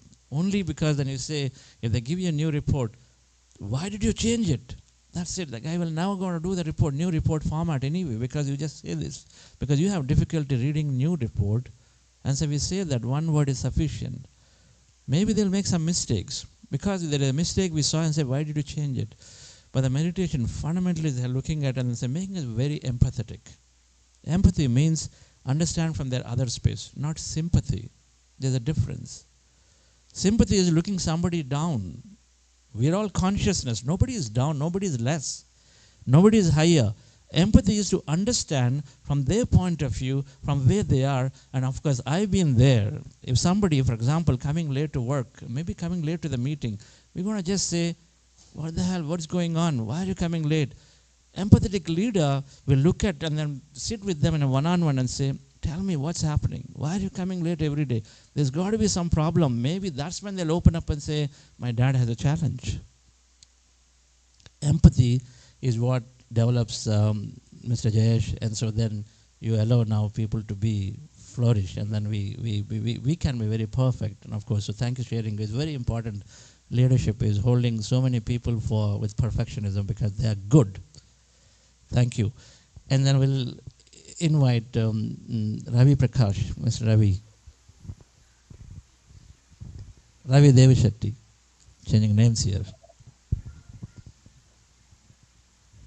Please go ahead and share your experience with meditation and how it's helping in your business. See, I'm in the business constantly from day one. Every day you are between fear and greed. So I'm a portfolio manager looking at stocks day in and day out. And also we are venture capital and we invest in a lot of different things. So at any point of frame from the moment you turn on the computer, from 8:30 till 3:30, so you're constantly battling. You're getting a lot of new information, and you're working with your teammates and everyone. So how do you? So initially in 2005 or 7, that's when my journey started. So at that time I heard about Patriji. So at least. My wife and my friend Sai, he told me, you don't have to believe anything, but at least you need to be open to anything. So he said, okay, let's try something like daily. It's a simple exercise, simple meditation. You just observe your breath. I said, what will you get just by observing breath? You just do it. Do you get anything? I'm wasting my time here. I don't have, I'm already so busy, and you want me to take another 1 hour or half an hour to do this meditation. I don't have time. I said, just be open to it and do it. And I started practicing every day. Then I quickly realized, instead of obviously reacting to everything, because you're bombarded with new information, new challenges every day, then I slowly started responding. And my relationships with, when I was working at the time at the city, we were losing almost, during mortgage crisis, we were losing almost $1 billion a month. And I was in finance, and they told me, hey Ravi, at least you seem a little bit calmer guy. Can you go to the risk management and see what's going on? They push me into responsibilities where I can handle a lot of stress. Because when you're losing $1 billion a month, you have the CFOs, you have the state regulators, you have New York regulators. Everyone's sitting around you, what's going on?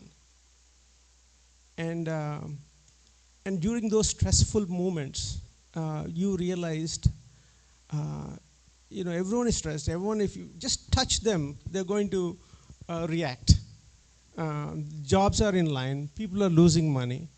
So at those points of time, I was able to handle a lot more calmly.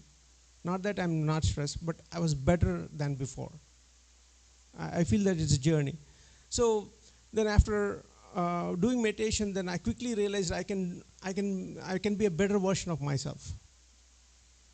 Then as I kept on practicing, and things started happening where I can actually go to a level where if I feel that is the most important thing, that's a journey I want to take when you dream about it, that kind of thing start manifesting. And I feel that, I was able to quit my job, and I was able to do what I'm passionate about, and I was able to invest in things which I really liked. And I want to share a small, simple story, what happened. So obviously, you're in investments, you're doing real estate, you're doing stocks, bonds, and different things. So we had an office building which I wanted to sell. So this was in 2021. I know interest rates are going up, and I wanted to sell my office building. So I was deeply meditating, and I said, okay, I want to get out of this one. We probably will get better opportunities.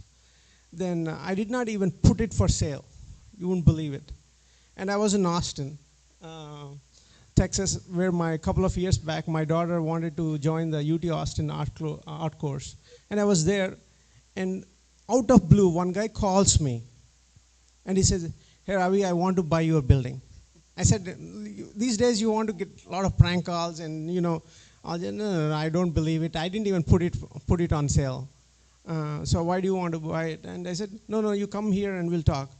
And you wouldn't believe, within 45 days, because I wanted to do it early before the interest rates go up. Within 45 days, or maximum 60 days, we're able to sell that building, and we were able to get out. I know not only meditation will be at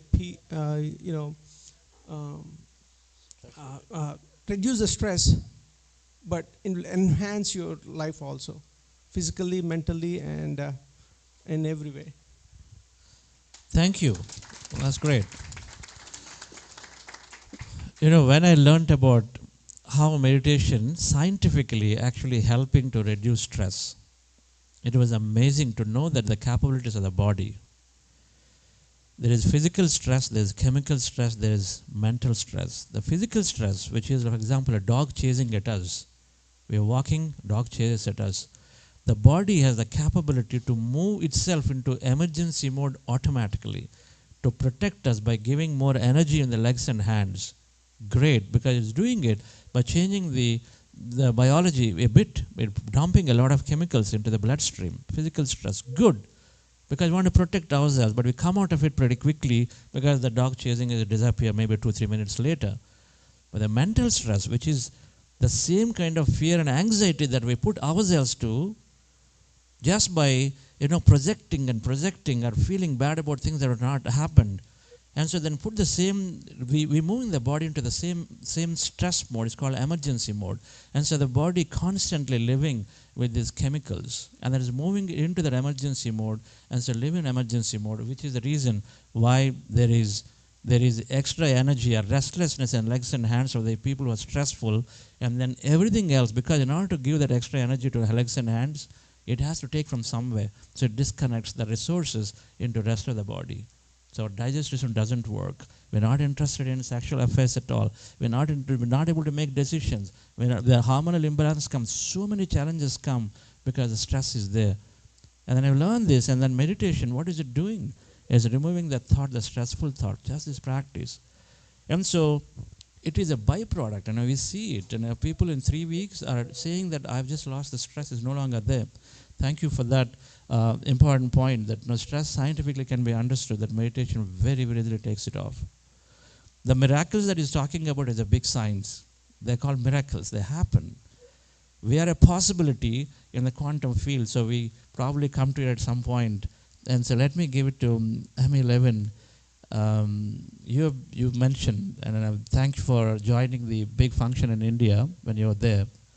We do a big function. In group meditation is always powerful. So with 50,000 people, 40,000 people, Patriji had this vision to bring them together and then do this meditation that create a tremendous impact in the world, because it's all energy communication, energy science. So we did that last year. Every year we do, called Dhyan Mahachakra, and then she was there in that function. But here I'm hearing that you are doing coaching to leadership and then all of that, which is nice. I'm sure you're seeing many organizations taking on adopting meditation. Please share a bit about your experience of why you went into this coaching with meditation. I would like to share first, as we're talking about meditation in the work that I do, many people think it's a waste of time, or why would I do that? I'm not unhappy, or even if I'm stressed, I don't have time for that. But we will use the analogy, if you broke your leg and you were put in a cast, we all don't argue that the leg needs to heal, the bone needs to heal, and so you rest it. And that's what meditation does for the mind. It is healing the mind, because the mind wants to return to the heart. It just forgot about it. That's all. It just doesn't remember. And so it's a beautiful opportunity for us to come home and to realize how much power we have. And so part of my journey is I've had foot in many worlds, and my first part of my career, I was a registered nurse on a trauma team and open heart team for many years. And so I love teams. They're very fun. And in 2017, somebody told me to meditate, and I thought, well, why? I'm not unhappy, and I'm not stressed. Why would I take my time to do that? That's for people in India. That's my, Midwest upbringing. Or people that need a lot of help, and I'm not one of those. So I did. And within 20 minutes of just music, nothing else, I came out and the world was one. There was no separation between you and me, between the floor and myself, between the table. Everything was living.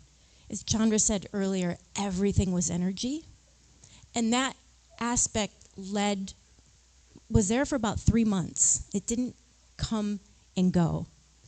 And so it led me on a different journey where first I realized I knew nothing. I knew nothing. My parents knew nothing. I was sure my society knew nothing. And I was so grateful that I knew nothing.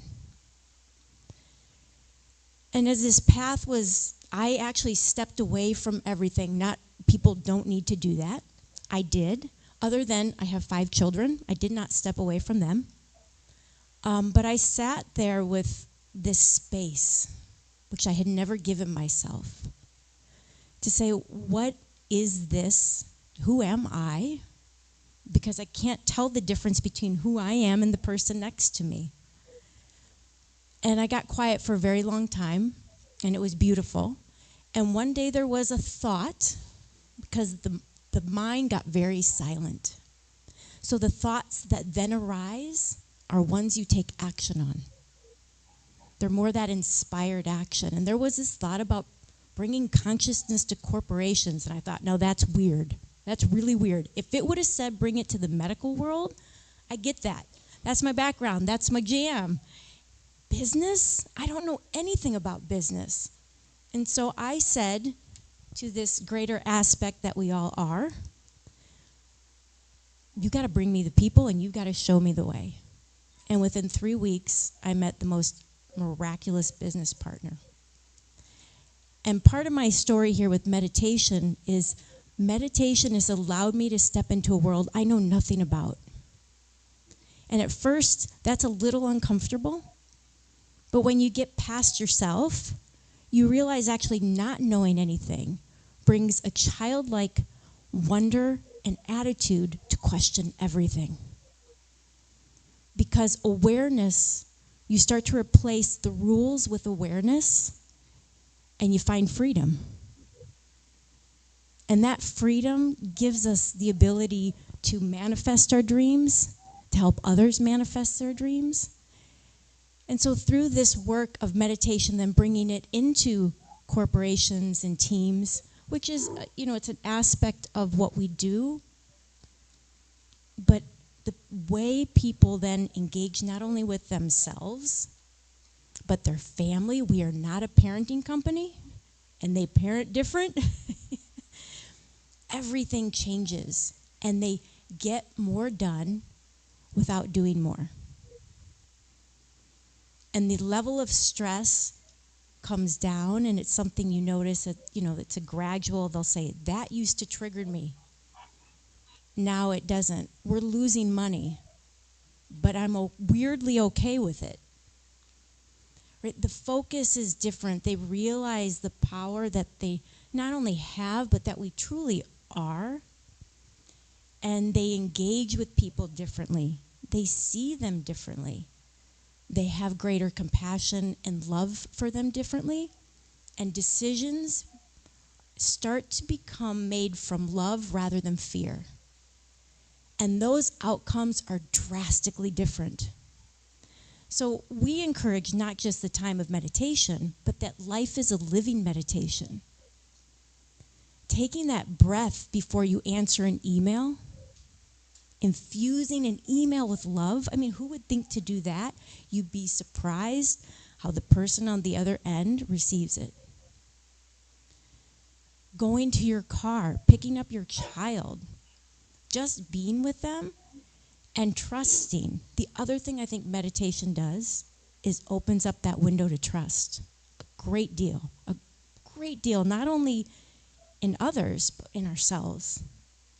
Things start to happen that we could never do. And I always tell people, if you aren't living a synchronistic life every single day, we got it backwards.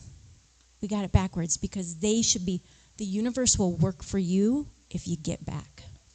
And you really do. You start to trust, and you see a miraculous, not only healings, but business deals that people think that'll never happen. So we hear every day, you'll never believe what happened. And we'll say, yes, we will, but please share, because there's nothing better. Thank you. Thank you, Amy, for those wonderful thoughts. Unexpected things happen if you are open about it. This is deep-rooted quantum physics is there. Our thoughts are finding as a frequency the event that we wish to experience and draw them, no matter what that is. And you made a point, effortlessness. When Rajji madam said that she got her promotions, effortless. And then you said, my business, whatever that you wanted to do, it happened effortlessly. That is the thread, underlying thread. Our life needs to be lived effortlessly, and then it becomes complicated. My meditation makes it effortless. Automatically. We project a lot of things about what may happen in the future. So there's all of that worry, it becomes effort. Now meditation, you become cool and say, okay, fine. Tomorrow, 2 days later, I may not be able to do it very well. Maybe, fine, that doesn't matter. But at least we are here in the calm space. So things happen effortlessly when you are there, because the thoughts create reality. When we're not creating a negative future, of course, we've got to create the future that we deserve, and then continues to happen just by not worrying. And so everything becomes effortless. So thank you for sharing some of those. I think at this point, I'd like to quickly ask around I'll start with Ravi. Very briefly, how do you think you can introduce this meditation in your organization, in your field of circle, where you have that influence? Or if you're already doing it, how are you doing it? Can you take this mic, the silver hand? Yeah.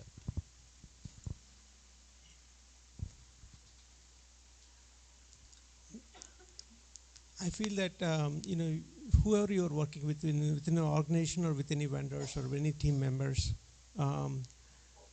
currently a lot of my partners who are working with me, they already see me that I'm working from a place where it's a lot more calmer, easier to work with. So I give them, it doesn't matter, whatever you have to work from, if you are at peace and at love, then automatically you can see those benefits. And a lot of people are asking, how do you do that? Then from that point of time, I tell my friends or my partners, hey, daily you can start meditating like 15 to 20 minutes at least. Then from there, they can see the benefits. I don't have to tell anything. If they practice for 21 days. Do you have any tangible program that you're already doing? Or you take like and say, this is what I would like to do, or any plans? Means I tell them at least, means I currently don't have a program, but I encourage them to do for at least 15, 20 minutes every day. Send them Buddha's Yoga way. Yes. Or Art of Living way. Now or Isha way, whatever that is. But now yes. I know there is a formal way I can send it to them, probably train them. That would Our be the best programs thing. are free. They are very, very, they're just there. The thing is, there are hundreds of people join these programs and then they share. Knowledge is one thing. And of course, Amy said a lot of things. So, yes, I heard it. But then how do I know it really works? So that's why we're sharing, right, our personal journeys. And so that's what happens in our programs.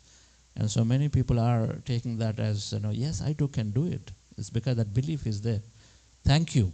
Mr. Jayesh. What is the question again? The question is how do we take having it to you the benefiting as an organization leader, if you're doing any specific things in the way you introduced into your organization and your community, or you have ideas or you have plans to do it right now. Of course, we all have ideas, but do you have any plans, and then how do you think you can take it forward? I have only two passions in my life. One is to make money, and the second is to spread this knowledge of meditation. I don't watch TV or movies. For the sake of family, sometimes I accompany them, but not with my passion. I just do it just to give them a company. So yes, I am currently doing it, and I enjoy when they share their experience. So in Art of Living, they teach something very powerful breathing technique called Sudarshan Kriya. So that automatically at the end of the Sudarshan Kriya, they put you into a deep experience of meditation. And a deep experience happens. So we run a workshop once a month in Indianapolis, and they have more than, currently Art of Living is in more than 170 countries around the world.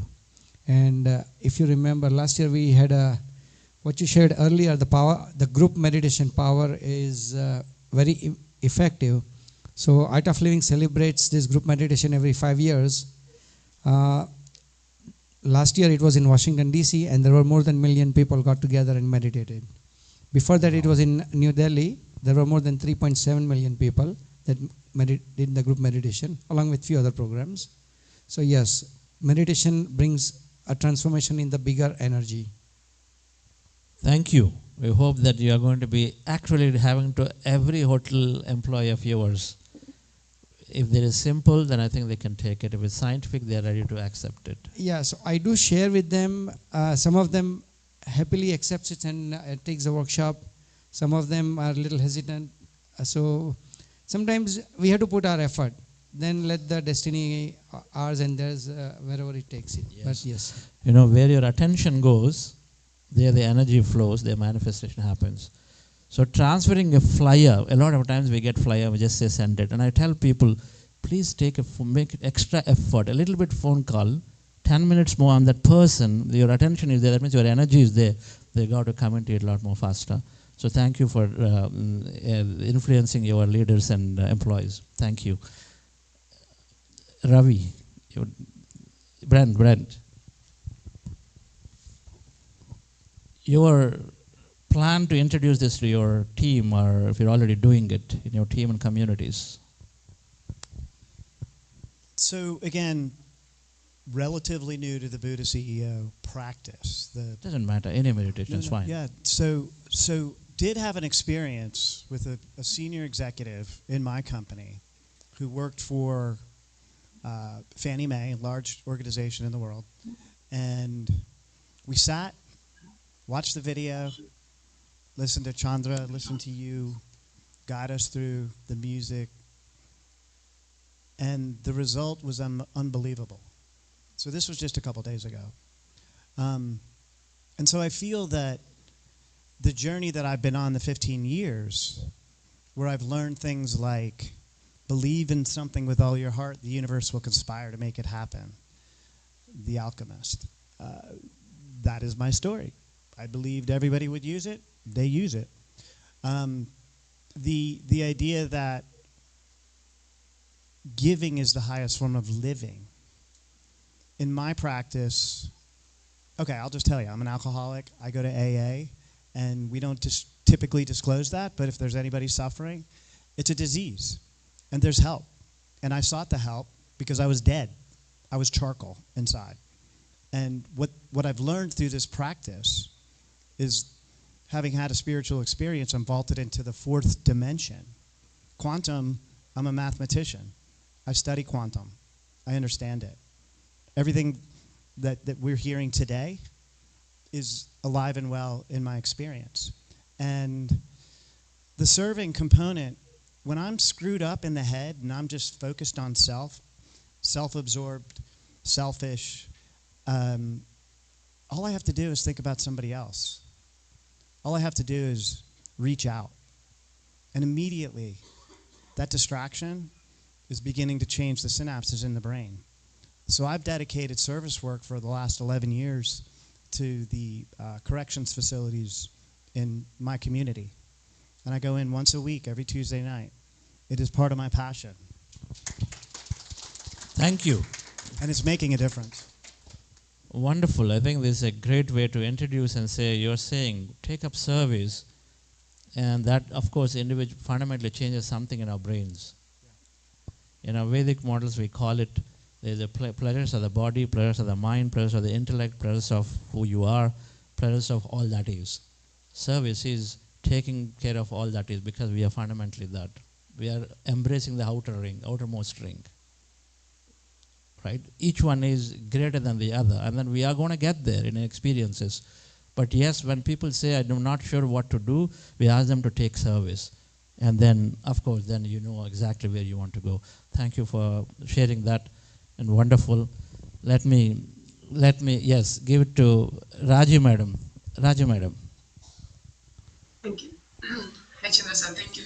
So how, I feel as Ravi sir was saying, first we set as an example, right? So, because in my several of my personal experience, they will ask me, like, how do you do it so easily, everything, right? So you don't seem to be, like, many times they have expressed in the leadership meetings that Raji does everything so easily. So whenever I get such an opportunity, I explain them that my experience, because I became this way so by doing regular meditation. So that's one way I'm reaching people, how it is helped me and how they can use this technique to help themselves, right? To better organize and be on top of everything. So some of them get inspired, some of them think it's okay, I cannot, one of the example, my head of software is like Atom. He always says that, okay, Raji, I don't know how you do it, but I cannot close my eyes and stay still for 2 minutes. So I that's like my challenge to make him to do meditation, but I'm not successful yet. But so what I'm trying in my organization, wherever there is an opportunity to talk to leads or my peers or my teammates, whenever there is opportunity, I'm sharing my experience. So there's some of them already reached me personally. So as I don't have regular meditation sessions, I do with them, I share some knowledge, and I do some couple of in-person sessions with them, and then I'm directing them to the Buddha CEO 40 days meditation programs. That's one way. Many of them came back and told me that it's changed. So many people actually told me that by joining this 40-day meditation programs, it's changed their life. So that's the one thing I'm doing. And also, I'm thinking, when I was going regularly to office, now we've been doing remote mostly. So in 2019, so we had the dedicated time, actually, like every day 4 to 4:30, that I will be in meditation room doing meditation. Many of my peers used to, whoever can make it that time, they used to come. Some of them were very regular. So I think that I'm missing now, not going remote. Probably we should do that I should do it in online, maybe making it online session for daily 15 minutes or something. So that's the one thing I'm thinking. And second thing, I heard one of the meditator master was sharing that maybe doing daily stand-ups or big meetings, like we'll have some sprint plannings, like 4 hours meetings or such meetings when we have some opportunity, or being a lead, maybe we can say that, okay, we'll start with 10 minutes meditation, just kind of experience, make that experience to the people, whoever is thinking that it's not for us now, maybe after 60s or I become old, there's so many people have these beliefs actually, so they should experience first somehow, so then they will not leave. So it's like it's become like addiction for me, like kind of good way.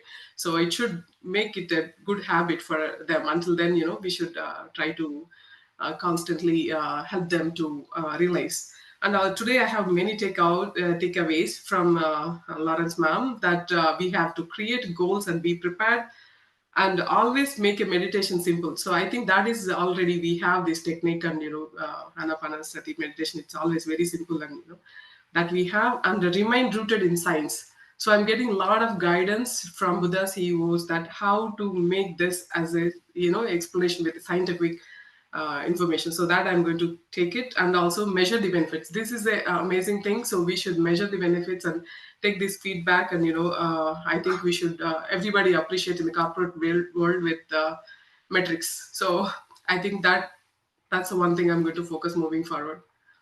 Thank you, Chindu sir.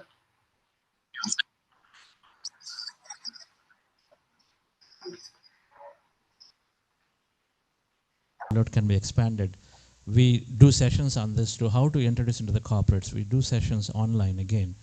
And so due to the time paucity, your 1 minute conclusion about how you think it can be increased, Amy.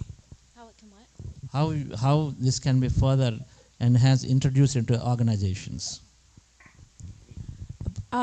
Sometimes people, if they don't want to, you can offer to listen to like a 10-minute track of just music. Most people don't have any problem listening to music, right? That's one way to say, just listen for 10 minutes and just focus on your breath. It's not even called meditation then. That is actually, most people will say, sure, I'll listen to music for 10 minutes. Another way we introduce is people start talking about their experiences, as we've talked about up here, and I'll say there's FOMO. They fear of missing out. What are they doing that I'm not? That's one more thing to do. And the other thing is, before meetings, we always encourage, even if it's not meditation, that breath, that moment of silence. And then another form of meditation that is great that hasn't been talked about here is, we do this in our family a lot, is stand-up hour, where we laugh. Laughter is a wonderful form of meditation.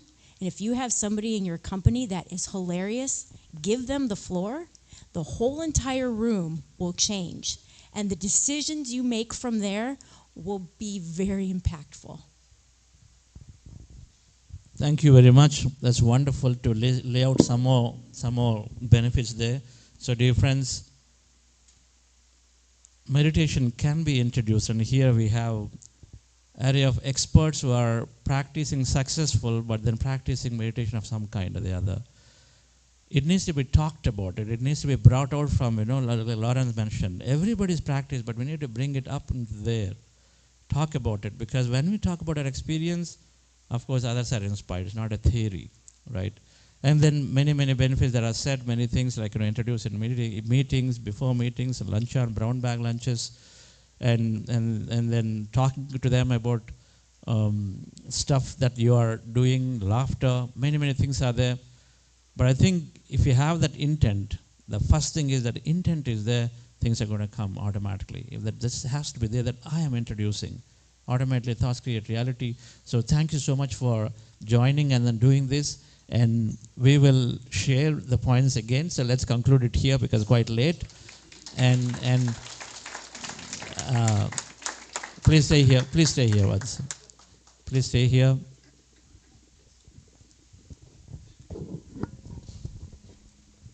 Thank you, everyone. Thank you to all the speakers for what a lovely and profound sharings and your ideas how you can further take this to your organizations. So we are very grateful for this. And for a token of love, we just want to facilitate you all. So please do stay for a while.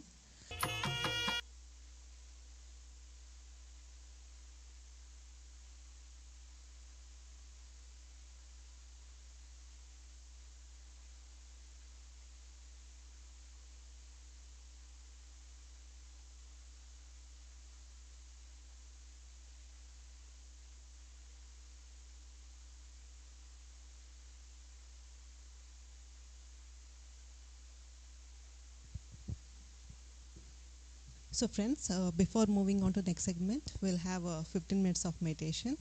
So please do stay and we'll start this meditation with Chandra sir. So Mahesh sir, can you please play the 15 minutes track? Thank you.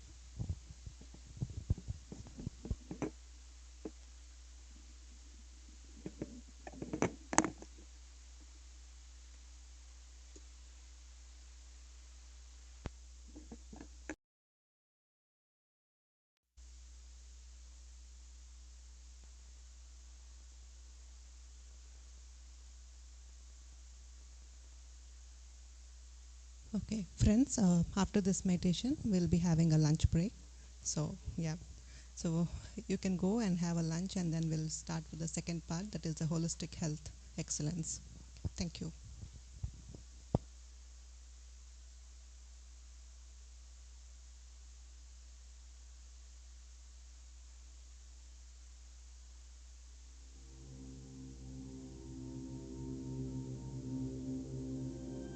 So those of you new for meditation, we observe our breath.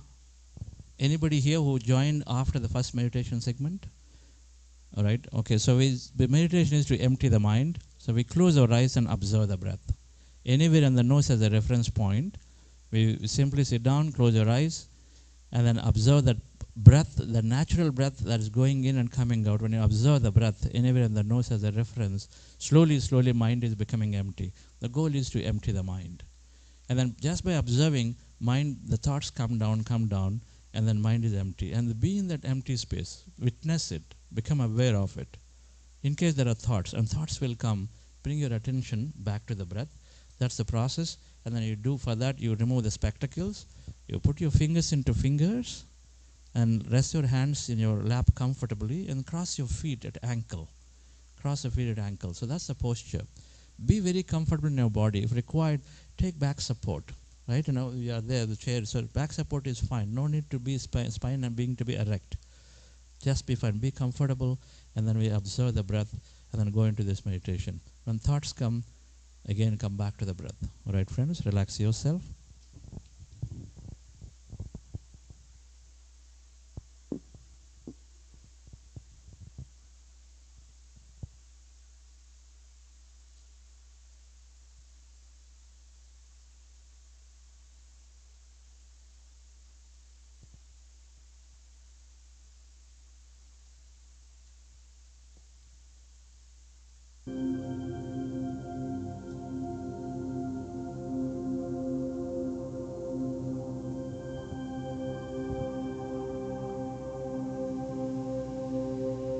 Dear friends,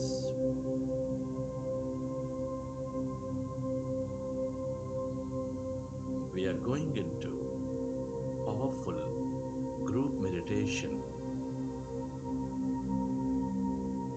We are going into breath mindfulness meditation.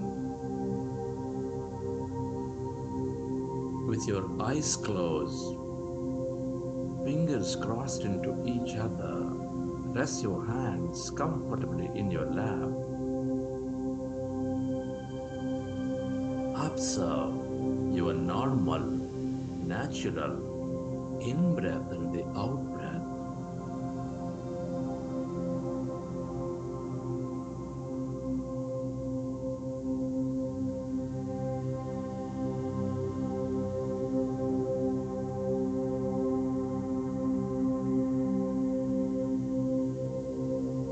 Our goal is to empty the mind.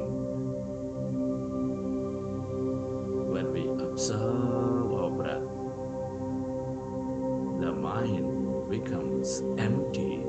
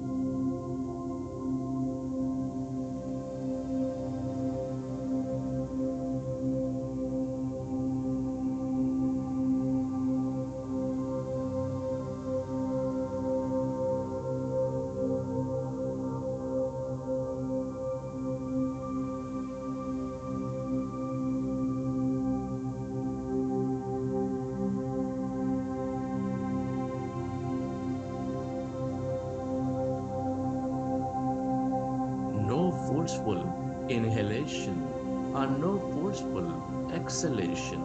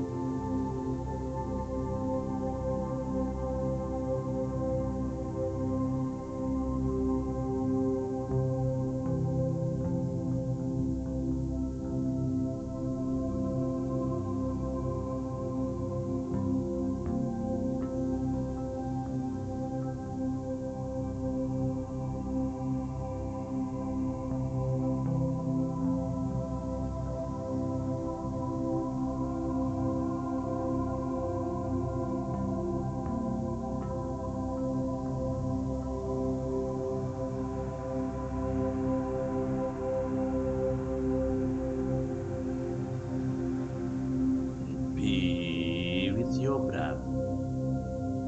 Become one with that in breath and the out breath, and allow yourself to slowly become empty of all thoughts in your mind.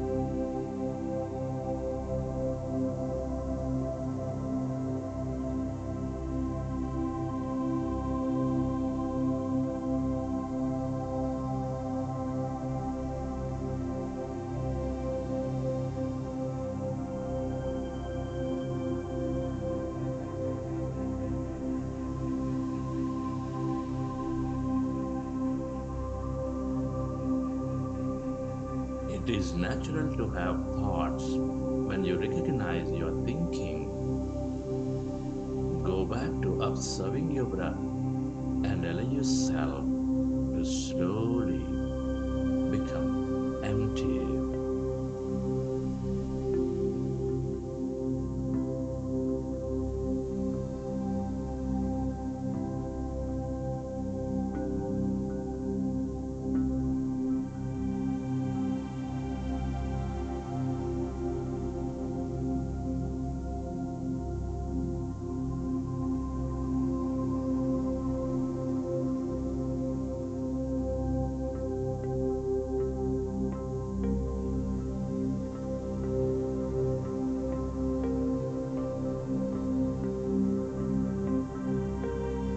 As your mind is becoming empty, allow yourself to experience the total emptiness inside of you, all around you.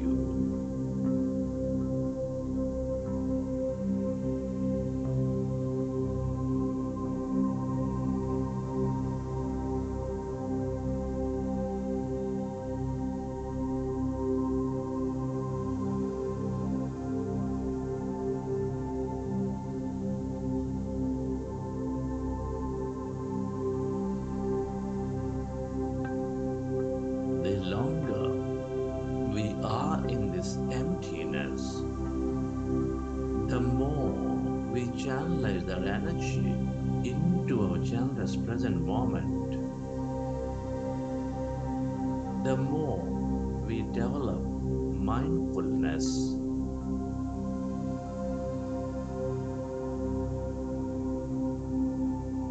And the more we allow our body to function at its natural best.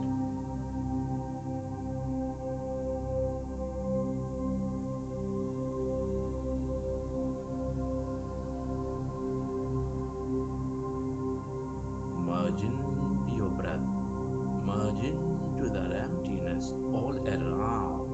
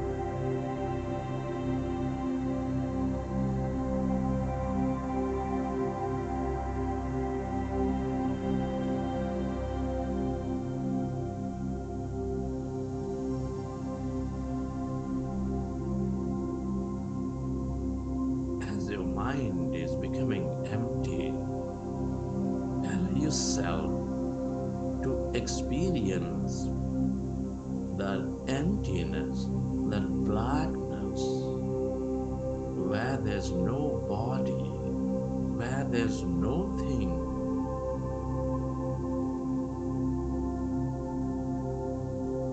In no place and no time.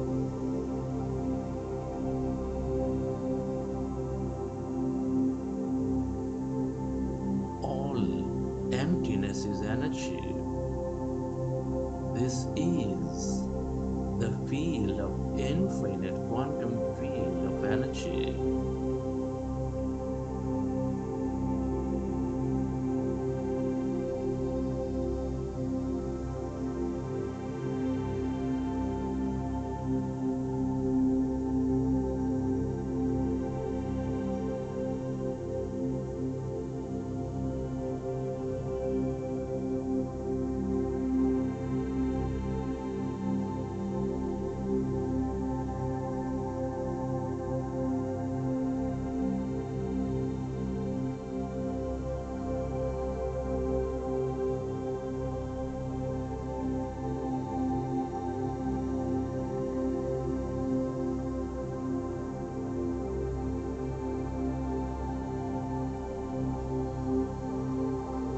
Allow yourself to stay connected to this emptiness, that void, as you merge into your breath.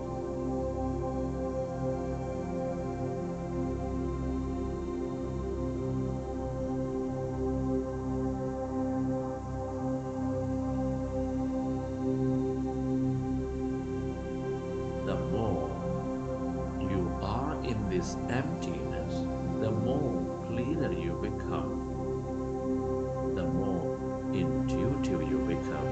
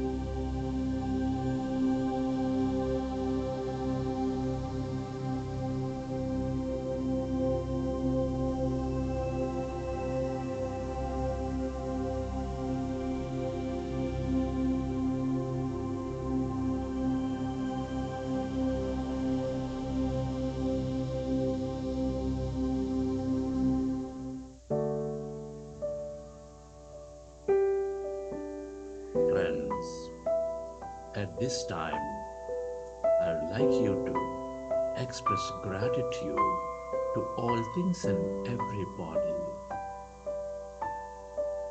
Gratitude is the high state of receivership. Give thanks to your parents, your teachers, your mentors, your family, your friends, your colleagues, everybody in your life.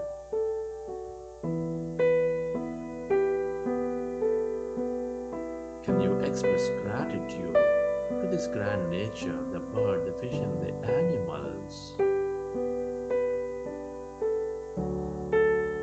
Be grateful to everything you use, the technology, the systems, the companies, the government that support you.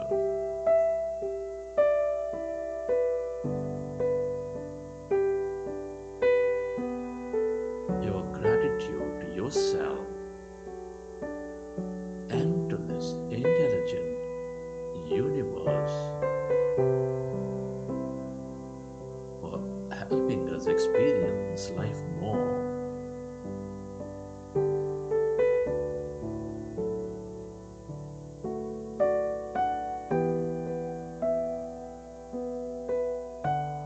Slowly recollect your experiences from the session, and whenever you're ready, you'll keep your hands on your eyes for 5 seconds, and then you may open your eyes.